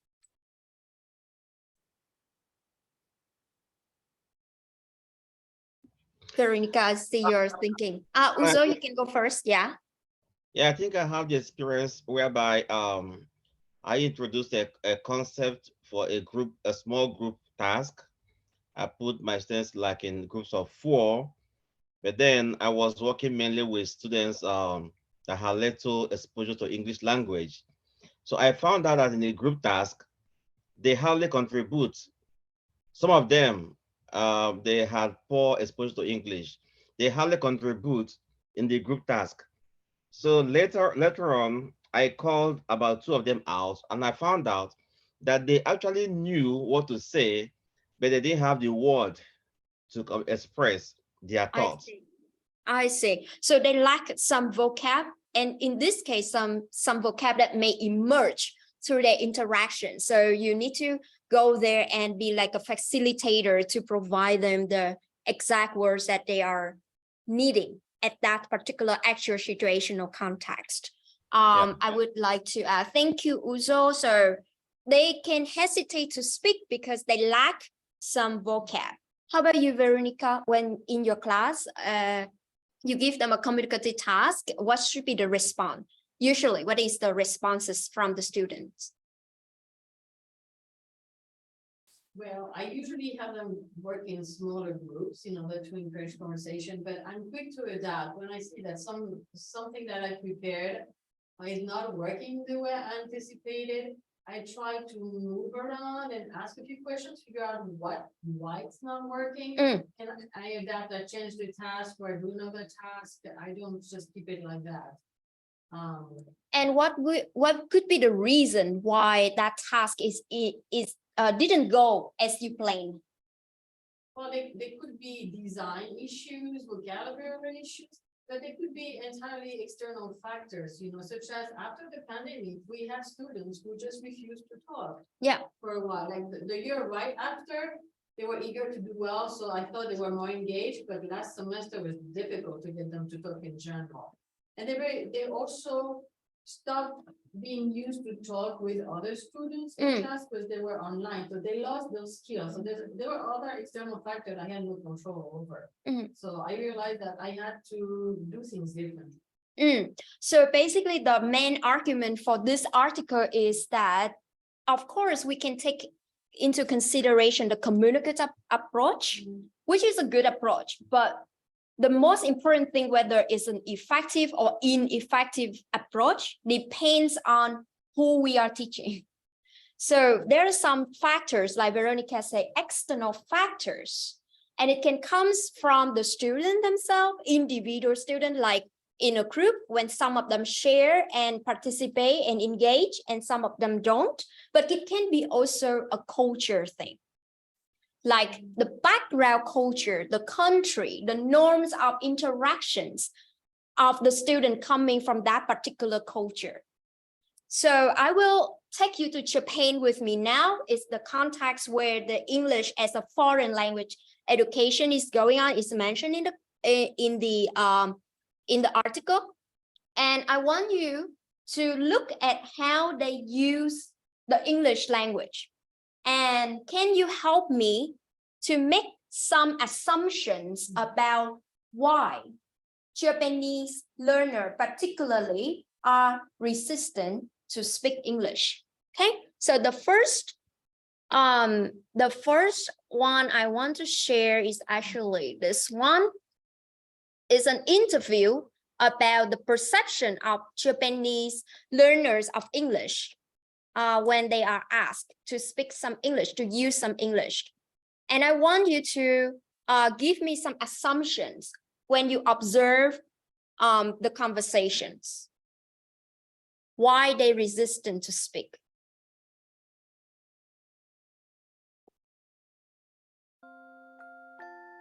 I'm 18です高校で勉強したてじゃないですか、英語とか。そうです。じゃあちょっと一人ずつ自己紹介を英語でお願いします。Hey guys, it's Yuta. Check this out. English difficult. It's not Japanese like. Thank you. 英語で自己紹介とかってお願いできます？ My name is Papaya です。I'm fine. Thank you. 終わり。My name is Mizuki. Thank you. 恥ずかしがらないで。それしか言えんと思って。これ以上何も言えんと。I'm so とか fine ぐらいしか言えないです。外国ありがとうございます。もうやっぱ英語はもう小中高で終わりですかね。小中高で終わりだと思う。相当英語が好きな子じゃない限り。英語でちょっと簡単な自己紹介ちょっとお願いしたいんですよ。My name is 音的な感じなんですかね。わかんないです。でもそれぐらいしか言わないし、学校でも My name is 名前でそこで My favorite color My favorite color is なんかな is black red みたいな。結構できるじゃないですか。じゃあお姉さんもお願いします。 My name is 清香。My favorite is 何？好きなもの？好きなもの。何？わからへん。好きなもの。スポーツ。とか言うとく。英語でちょっと軽く自己紹介ちょっとお願いしたいんですよ。Hello, I'm Natsumi. Nice to meet you. Hello, I'm Akane. I'm from Nagoya. Nice to meet you. 簡単な英語で自己紹介ちょっとお願いしていいですか。じゃあお姉さんからお願いします。 Hi, hello. My name is Momma Kyoko. Nice to meet you. Hello, my name is Masai Ohara. Thank you. ありがとうございます。ちょっと英語で簡単な自己 So this conversation just going, and it seems like he couldn't find a person that go out of the frame of reading and introductions. And you could see that they learn English starting from elementary school. Roughly the same time when we start learning English in China, in Vietnam, maybe in Sri Lanka, right? How about in France, or in Korea, for example? But why do you think that their English language proficiency is kind of stagnant? Even they may know the grammar of English.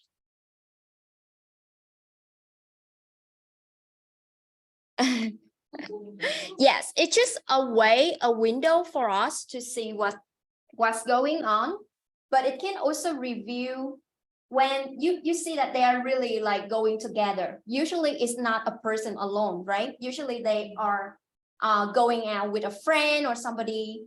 But why do you think there can be some factors that they are really like embarrassed, kind of like that, to use English?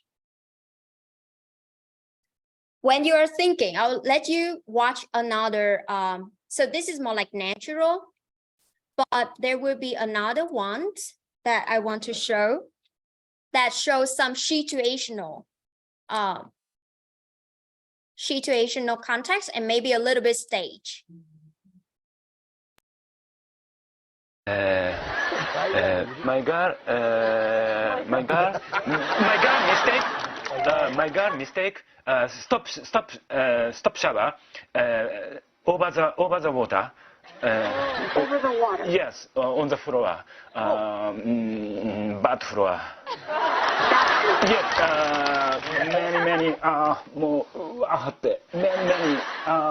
many floor. Back floor. Yes, floor.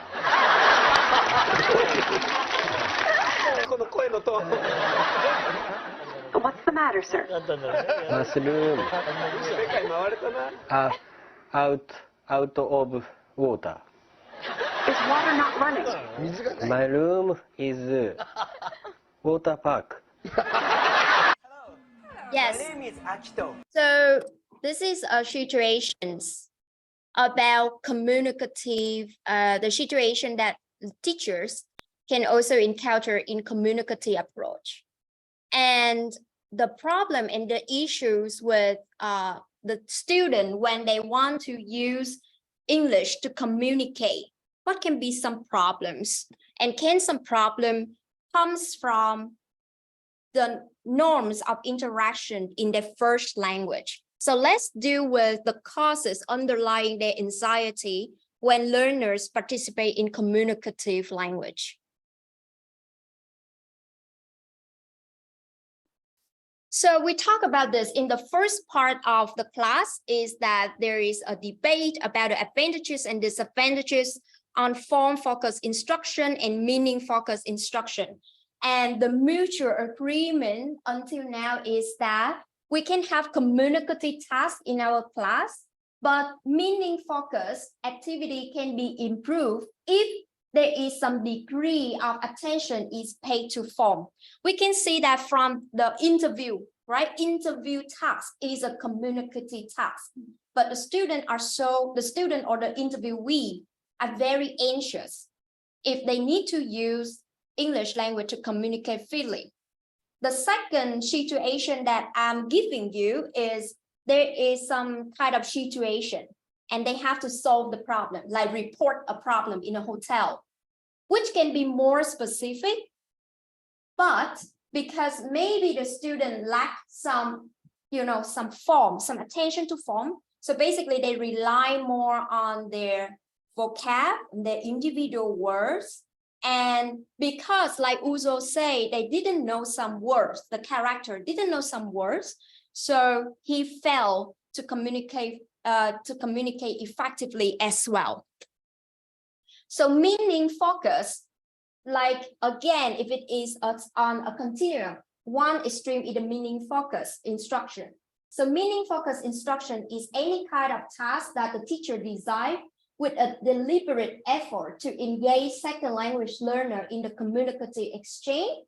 And so the learners will focus more on the freely negotiation of meaning and interaction, and in classrooms where it will be a great chance for them to process comprehensible input.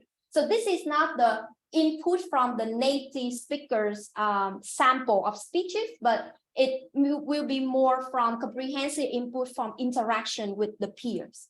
But think about if you need to interact with your peers who at the same language proficiency as you, will it be effective, or will it give you enough input for that to develop your knowledge or not, is another issue, right? But meaning-based instruction usually seen in immersion education or content-based second language teaching.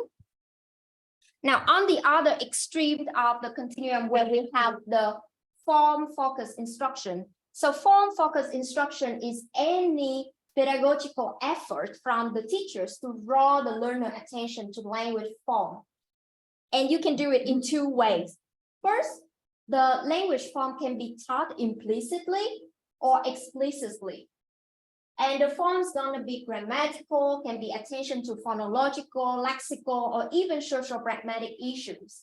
And I will let you see how the task is designed in the next part. But for the Japanese teachers of English, in the article, she observed that when Japanese learners of English are exposed to meaning focus, their anxieties were so high and they really resistant to speak compared with when the student had to focus on a form. So for example, let's speak together, but use comparative in your conversation as many as you can.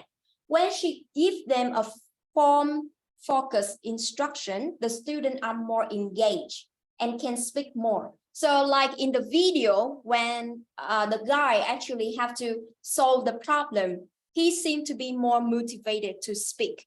He seemed to use all the forms as many as possible to solve the problem, compared with the freely generated interviews.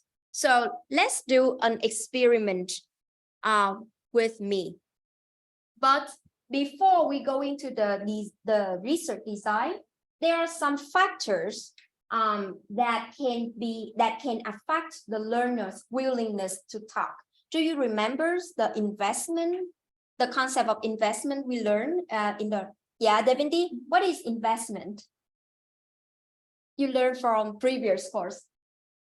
You remember what is a learner investment?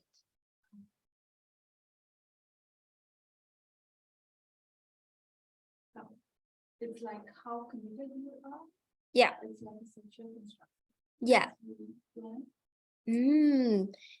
That's a good answer. That yes, it's your desire. I mean, Veronica used the word desire before, and you use the word that such desire can also be socially and historically constructed. I think the same concept as student agency. Are you talking about the when changes the community of practice, the teacher, the learner agency? Learner's agency, yeah. Yes. That's probably. Yes, it's a little bit broader than this one. Okay. But this one, I feel like it's more lean towards the argument that the investment is socially constructed, like how often people interact or the way that they interact in their language. Like, for example, you can see from the interview that Japanese people tend to be in a group, they go together. So in that group, you try to maintain the harmony and you don't want to, they're very polite. That's a thing that you can see from the video, right? So those manners, they can apply when they have to communicate in the second language. We will talk more about that, but this is the theoretical framework, the lens that the researcher borrow in order to analyze the data later. So first of all, investment. And Portview also say that investment is also the right to speak and consider that learner occasional silence and reluctance to communicate signify their lack of access to the right to speak. What does it mean? What do you think? What does it mean? Can you give me an example? Maybe relate to your first language, culture, when they speak. So the learner can stay silent because they don't aware that they have the right to speak. So for example, in Vietnamese conversation, there is something that is really different than American conversation. For example, I have to wait until it's my time to speak. And then how is in a conversation, who is the eldest person will have the right to speak first, and I cannot interrupt him or her. But when I'm in an American cultures and conversation, maybe I have more right to politely interrupt, for example, like that. So it's also relate how willingness the learner trying to speak in class is depends on the investment of the learner, which is affected by their social and cultural background. Second, it depends on the learner language socialization. It means that the expected ways of thinking, feeling, and even acting. And through conversation, what kind of roles a person wants to play using language. For example, in Vietnamese culture, because I really respect people who are seniors or from a higher hierarchical order, I may play the role of a questioner rather than, trying to give as many opinions as I want, for example. So the role of me in that conversation is more like a questioner. And so through conversation, we can also see a sample of how social structures in that particular language or culture. So think about these students, they learn English, but they are still in Japanese culture. They're still in a Japanese environment and classroom. So how they use language gonna be dominated to a certain extent by the culture that they are from.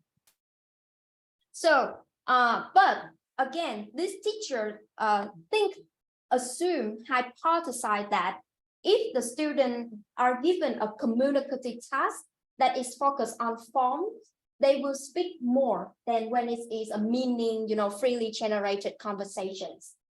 Let's test. So they will have two groups, Group A and Group B. They will have two activities, and the activity is communicative activity. Compare Tokyo and Takano City. And the second activity is making a commercial about Takano City. For each communicative topic, they will have two types of activity, the form focus and the meaning focus. And they just, let these two groups take turn so that there is no treatment difference between two groups. All the groups receive the same activities. But this will be an example of the form focus, and this will be an example of the meaning focus in activity. What is the difference between these two? one has used as many comparatives as possible. Exactly. So the only difference is if it is a form focused communicative activities, there will be specific, directly, explicitly the form that they must use in their conversation. So student will do that for the two topics, right? And the data, which is their conversation, gonna be looked through the lens of language socializations that I just talked about. So the researchers will look at their turn taking. So their turn taking, according to Alice, a turn taking will be counted. They counted how many turn taking. So the turn taking will end when the interlocutor stop talking or interrupted by other interlocutors. And from the general analysis, they find out that the participant did not use English as frequently as we had expected, and they use translanguaging. So even you tell them, let's solve this task and speak in English. No, they mix first language and second language. They code switch. Yeah. And how they code switch? They found out in their data that the participant often mix the first language and second language in the same turn. So it means they don't just, like say one sentence in English and one sentence in Japanese. No, they will mix the two languages in one turn. Second, they will analyze this from the discursive practice analysis. It means you remember I told you about which role you want to play, right? And it is the investment, how willing, how excited and eager you play the role of a person to solve that task. So in this part, the role's gonna be tagged by the functions, the role, the identity that the speaker use in that one conversation. For example, the speaker here can be an animator, can be an author, can be a principal, can be an official hearer, can be a ratified participant. So they have a list of roles, and they're gonna, code it with the role that the student try to play in the conversations. They also looking at the register and the mode of meaning. Include, what kind of vocab, grammar, pronunciation, and they also look into the turn taking, repair boundaries, and also non-linguistic characteristic. And we will see all that when we take a look at the conversation later. But this is how detailed they code the data. So they also look at the way that the student look at each other, whether they look into each other when they practice the English or they just look away, they got distracted. Now, this is the result. Now, from my presentation, can you guess which one will, the assumption is that the meaning focused instruction will get more communication willingness and investment, like the student will invest more and willing to talk more in meaning focused activities. What do you think, Yin Kong? Do you think it will come out that way? No, actually the opposite one. The opposite one. Do you remember why? Yes, because there are some kind of factors like the factors, like we are very anxious about being treated as the peers to be, non-Japanese like, or some other factors. Yes. What is the Japanese like? Because you're saying that some students, they don't want to be treated as a non-Japanese, typical of English language learner. So what is a Japanese typical learner of English? They're not very, they do not have very high proficiency in English, and they use a lot of, kind of code mixture in their expressions of English, or something like that. Yes. Actually, in terms of how much they generate in a conversation, there's no difference. So in both kind of activities, they very engaged in terms of turn taking, like how many utterance they generated. They are similar, the same between two types of activities. However, However, when you look into the content of the conversation, actually, in the meaning focused activities, they a little bit reluctant and kind of they talk more in the first language and don't stay on the task. They just speak off topic. Because I try to speak as little English as possible in class. Of course, I want to speak English fluently. I want to pronounce English like a native speaker, but it is embarrassing if I speak English as if I were a native speaker, but I'm actually making mistake and pronouncing incorrectly. So that is the reason that they give. So if they learn English as a foreign language, but still in their first language culture, and in their community, they don't want to stand out. They don't want to sound like a native speaker. So that is their perceptions of the native likeness we can see. Second, how willing that they want to participate is also in the form focus. They're very cheerful. They have frequent eye contact. They're nodding. So when they have to study a form together, they have to use the comparative together. They seem to be more cheerful and they maintain more eye contact because they feel like the roles of them in the conversation are equal. They are all problem solver.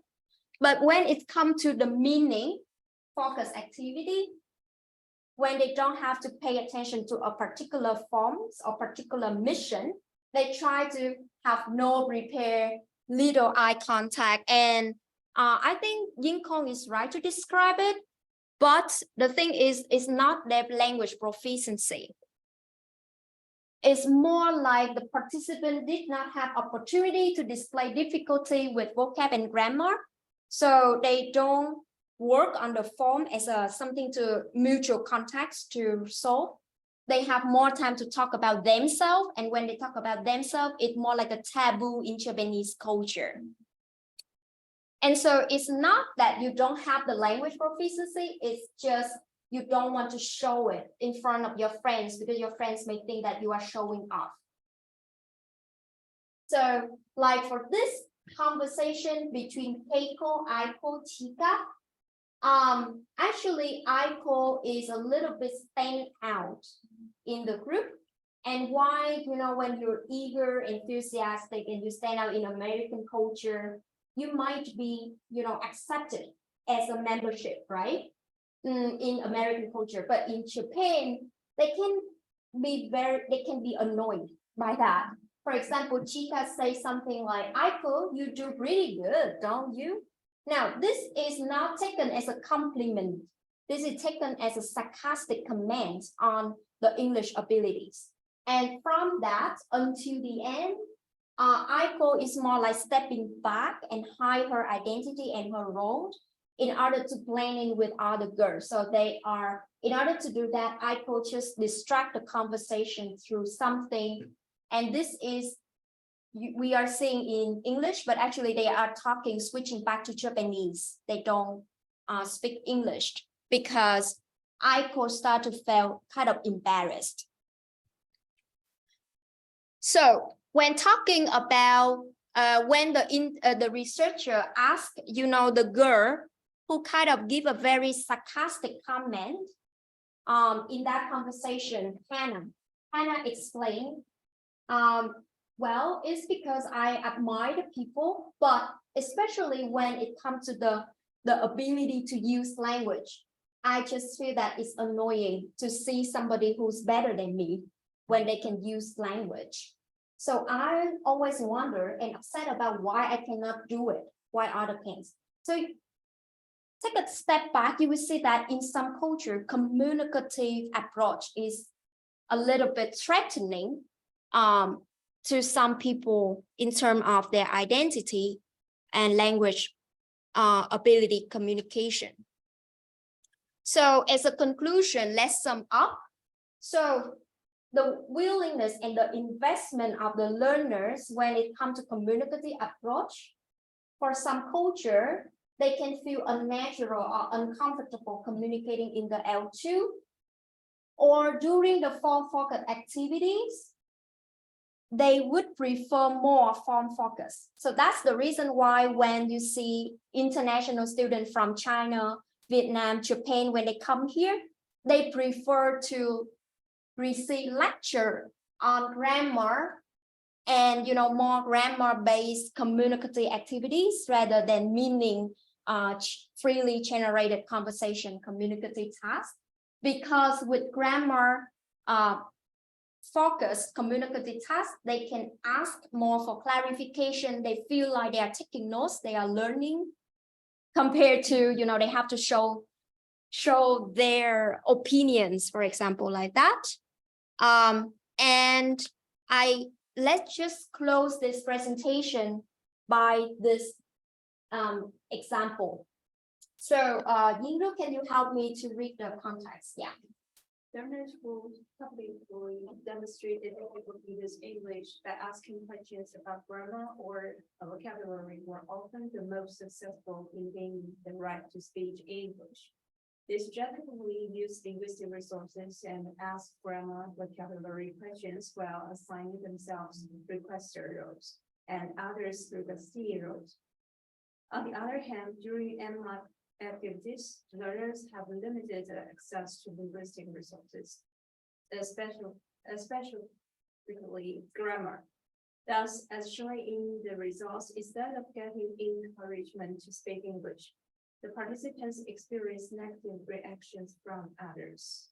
If you are the teacher in this class, how can you deal with the situation to enhance students' investment during an activity?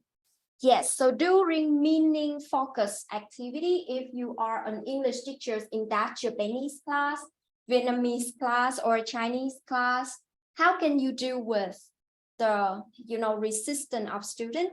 And if you need them to speak freely about a topic, how you can prevent or change the mindset of people like Hannah so that they don't, intimidate or kind of threaten other people to demonstrate their language proficiency. So you can suggest some solution here, I hope. So I will divide the class into 2 groups. So 3 of you can be 1 group and 3 of you can be 1 group. And after 2 minutes, each group gonna give me the solution. So you want to use meaning focused instruction, but if the student come from such culture and you understand why they do that, how can you solve the problem? Okay, so 2 minutes start.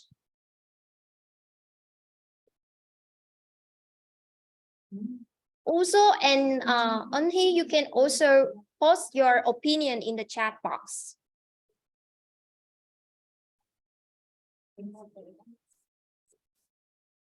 Thanks, Anhee.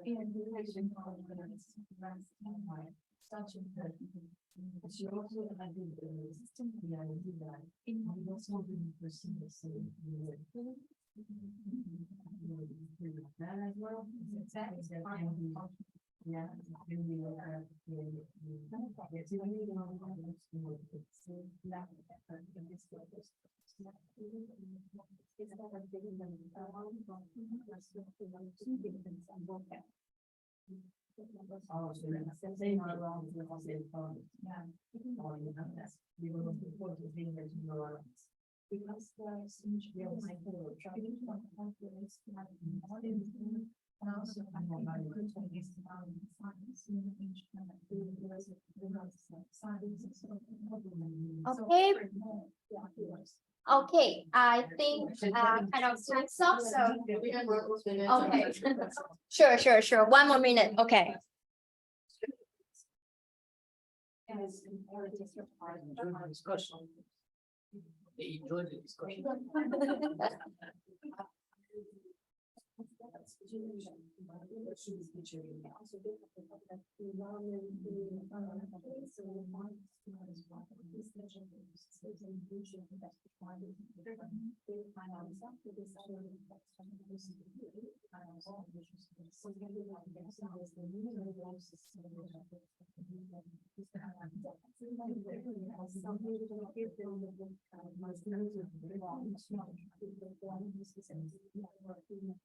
So you give them a very specific very narrow.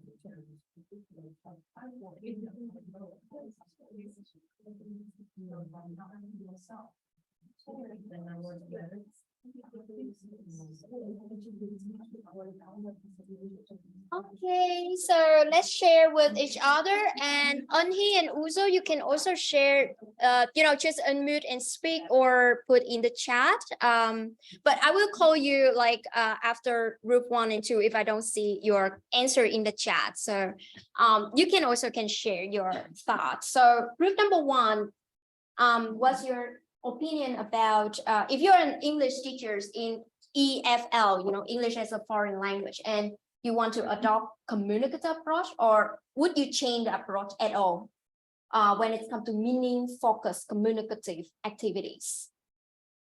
Yeah, as we discussed that, first of all, we think for meaning focused activities, we can give them like specific topics that they are interested in.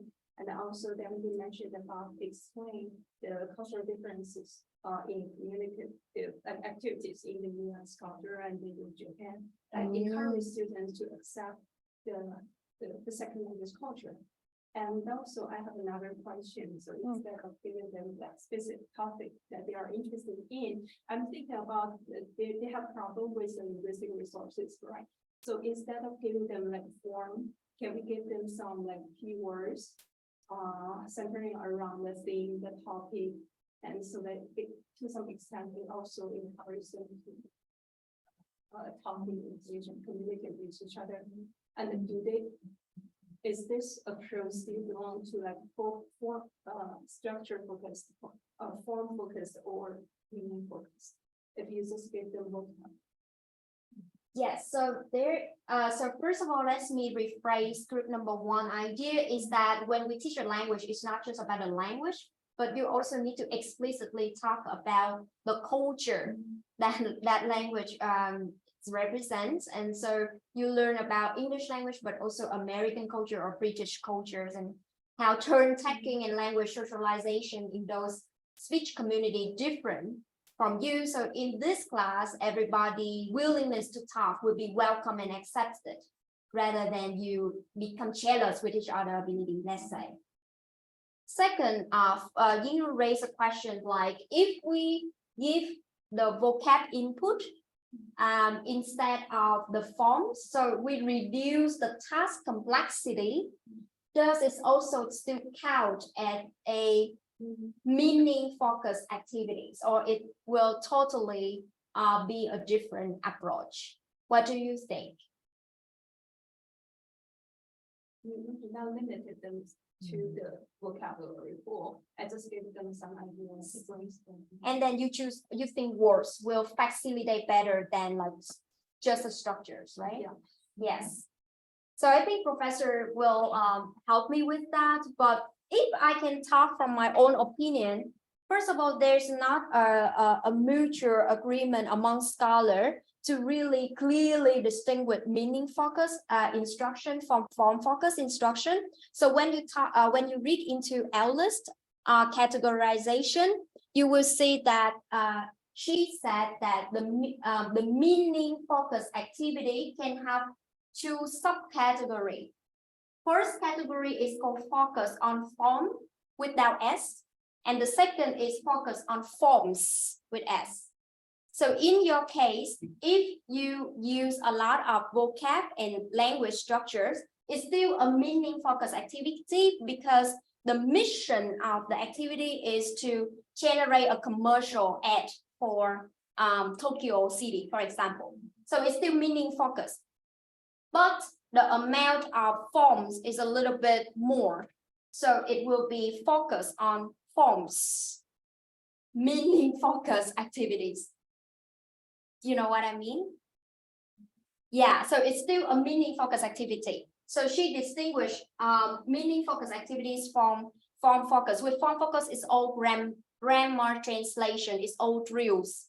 But for this, it's just the amount of language practice is a little bit more, but it's still considered a meaning focus activities. Compared with focus on form, it means it's totally using whatever in your linguistic repertoire to use. So that is your question about whether it's still considered that. But if you give the student the vocab and the words instead of structures, I would say that it's possible if, again, the language proficiency of the learners are like intermediate or lower intermediate, definitely. It will help them more.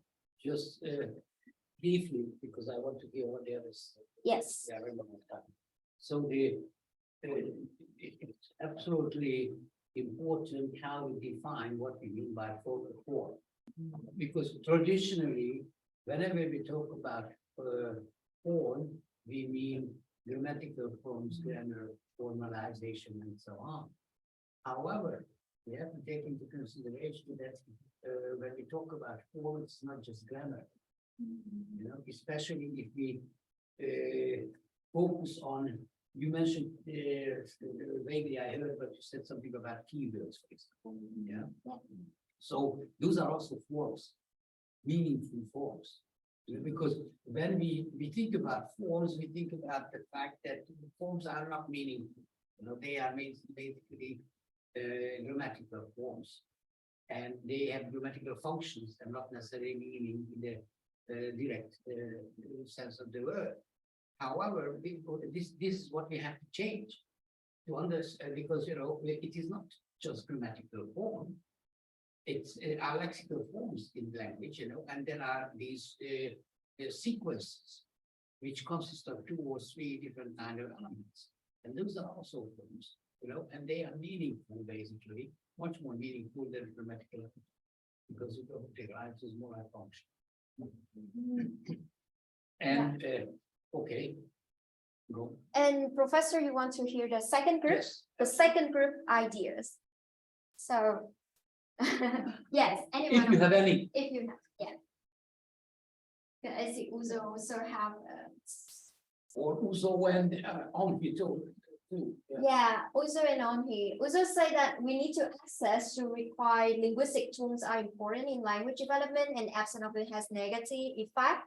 Lack of interest in making further investment. So to adopt a communicative approach, I will introduce small tasks across different cultural backgrounds. So you can have the groups, but it's in like multilingual and multicultural class. You will group students sometimes with the students from the same culture background to elicit a small open conversational style. It can be one options. If you hear in the US when you have multilingual, definitely. How about if you? Onhi has said something important there, because he says, Uzo, that's a great idea. You mean group together people from different backgrounds? So that's a question, and it's very important also. Yes. So yeah, that's what I'm thinking that I understood Uzo in a different way than Onhi, because as I explained to you, the opposite thing, right? Like for example, I will say. No, what I mean is that you can pair them. You can pair them, and some have low level of like they can, some students can learn when they have some students that can kind of prop their little knowledge, like when they want to say something, they're lacking some words. Some can like prop or rather preempt what they think they want to say, and they go ahead and say that. It's like prompting. Yeah. So when you pair different students at different levels, you could get such kind of an outcome. Yeah. So it means that when you have group work and pairing some student with each other, you need to pay attention to their language proficiency, their conversational style. Like you never being that they are my students, I know them very well, so I know who and who to pair.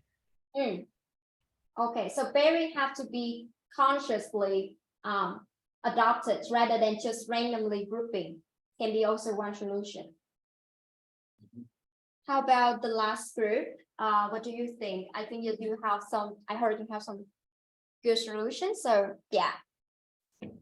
I just asked a cultural question and then you shared how you perceive the situation. Yeah, actually, we just mentioned about the situation in China, and as a Chinese English teacher, I think that is really the situation.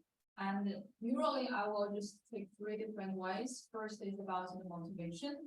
It's not that, how to say, it's just to stimulate the students to show themselves and to take part in the discussion or this kind of group activities.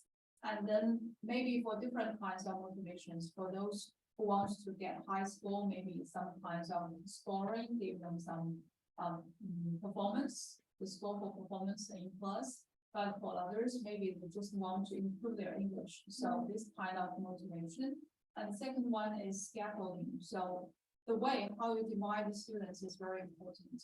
Maybe you can just make them from different levels. So those of high proficiency, they could just help the students and they do not worry about their performance because it's a kind of helping others. And this other students will not think, oh, you are just performing or just showing yourself. So in this way, I think it's a kind of to let them to just to make sure everyone will participate in this kind of activities. And then for the third one is about, let me see, and the third one is a kind of to give them an identity, the kind of activities. So we're trying to design this kind of practice, maybe to create a situation and then to give the students a different identity. So now you are not yourself at the moment. So you do not have to worry about your identity. And then you can just trying to accomplish or trying to work with others and to fulfill your task. So I think these 3 ones are what I have just got from my experience, and I think that works most of the time. Yeah. Just to say most of the time. From my standpoint, it's very interesting to see how you find creative ways to go around what blocks the conversation, which is the principle of modesty and not wanting to show off to people. So if you give them role of the expert teaching to the lower level, you totally circumvent that. So if you give them very specific roles, you take them out of their regular roles and they can act, into these roles. It's really interesting. Yeah. Doing that. It works. We can be social actors and we can apply it to communicative teaching, right? And these researchers also taking discursive turn taking as a lens. So you give a really interesting idea of assigning the roles. So allowing students to be aware that they can play a different role in a conversation and let them intentionally, deliberately use those roles in a particular activities to achieve educational purpose or language learning purpose. Yeah. Okay, Yeah. guys, thank you very much, Anne, for Yeah. the presentation and the thought-provoking kind of conversation here. All right, so next week we're gonna talk about another interesting topic in lingua franca, and we're gonna have a discussion session as well.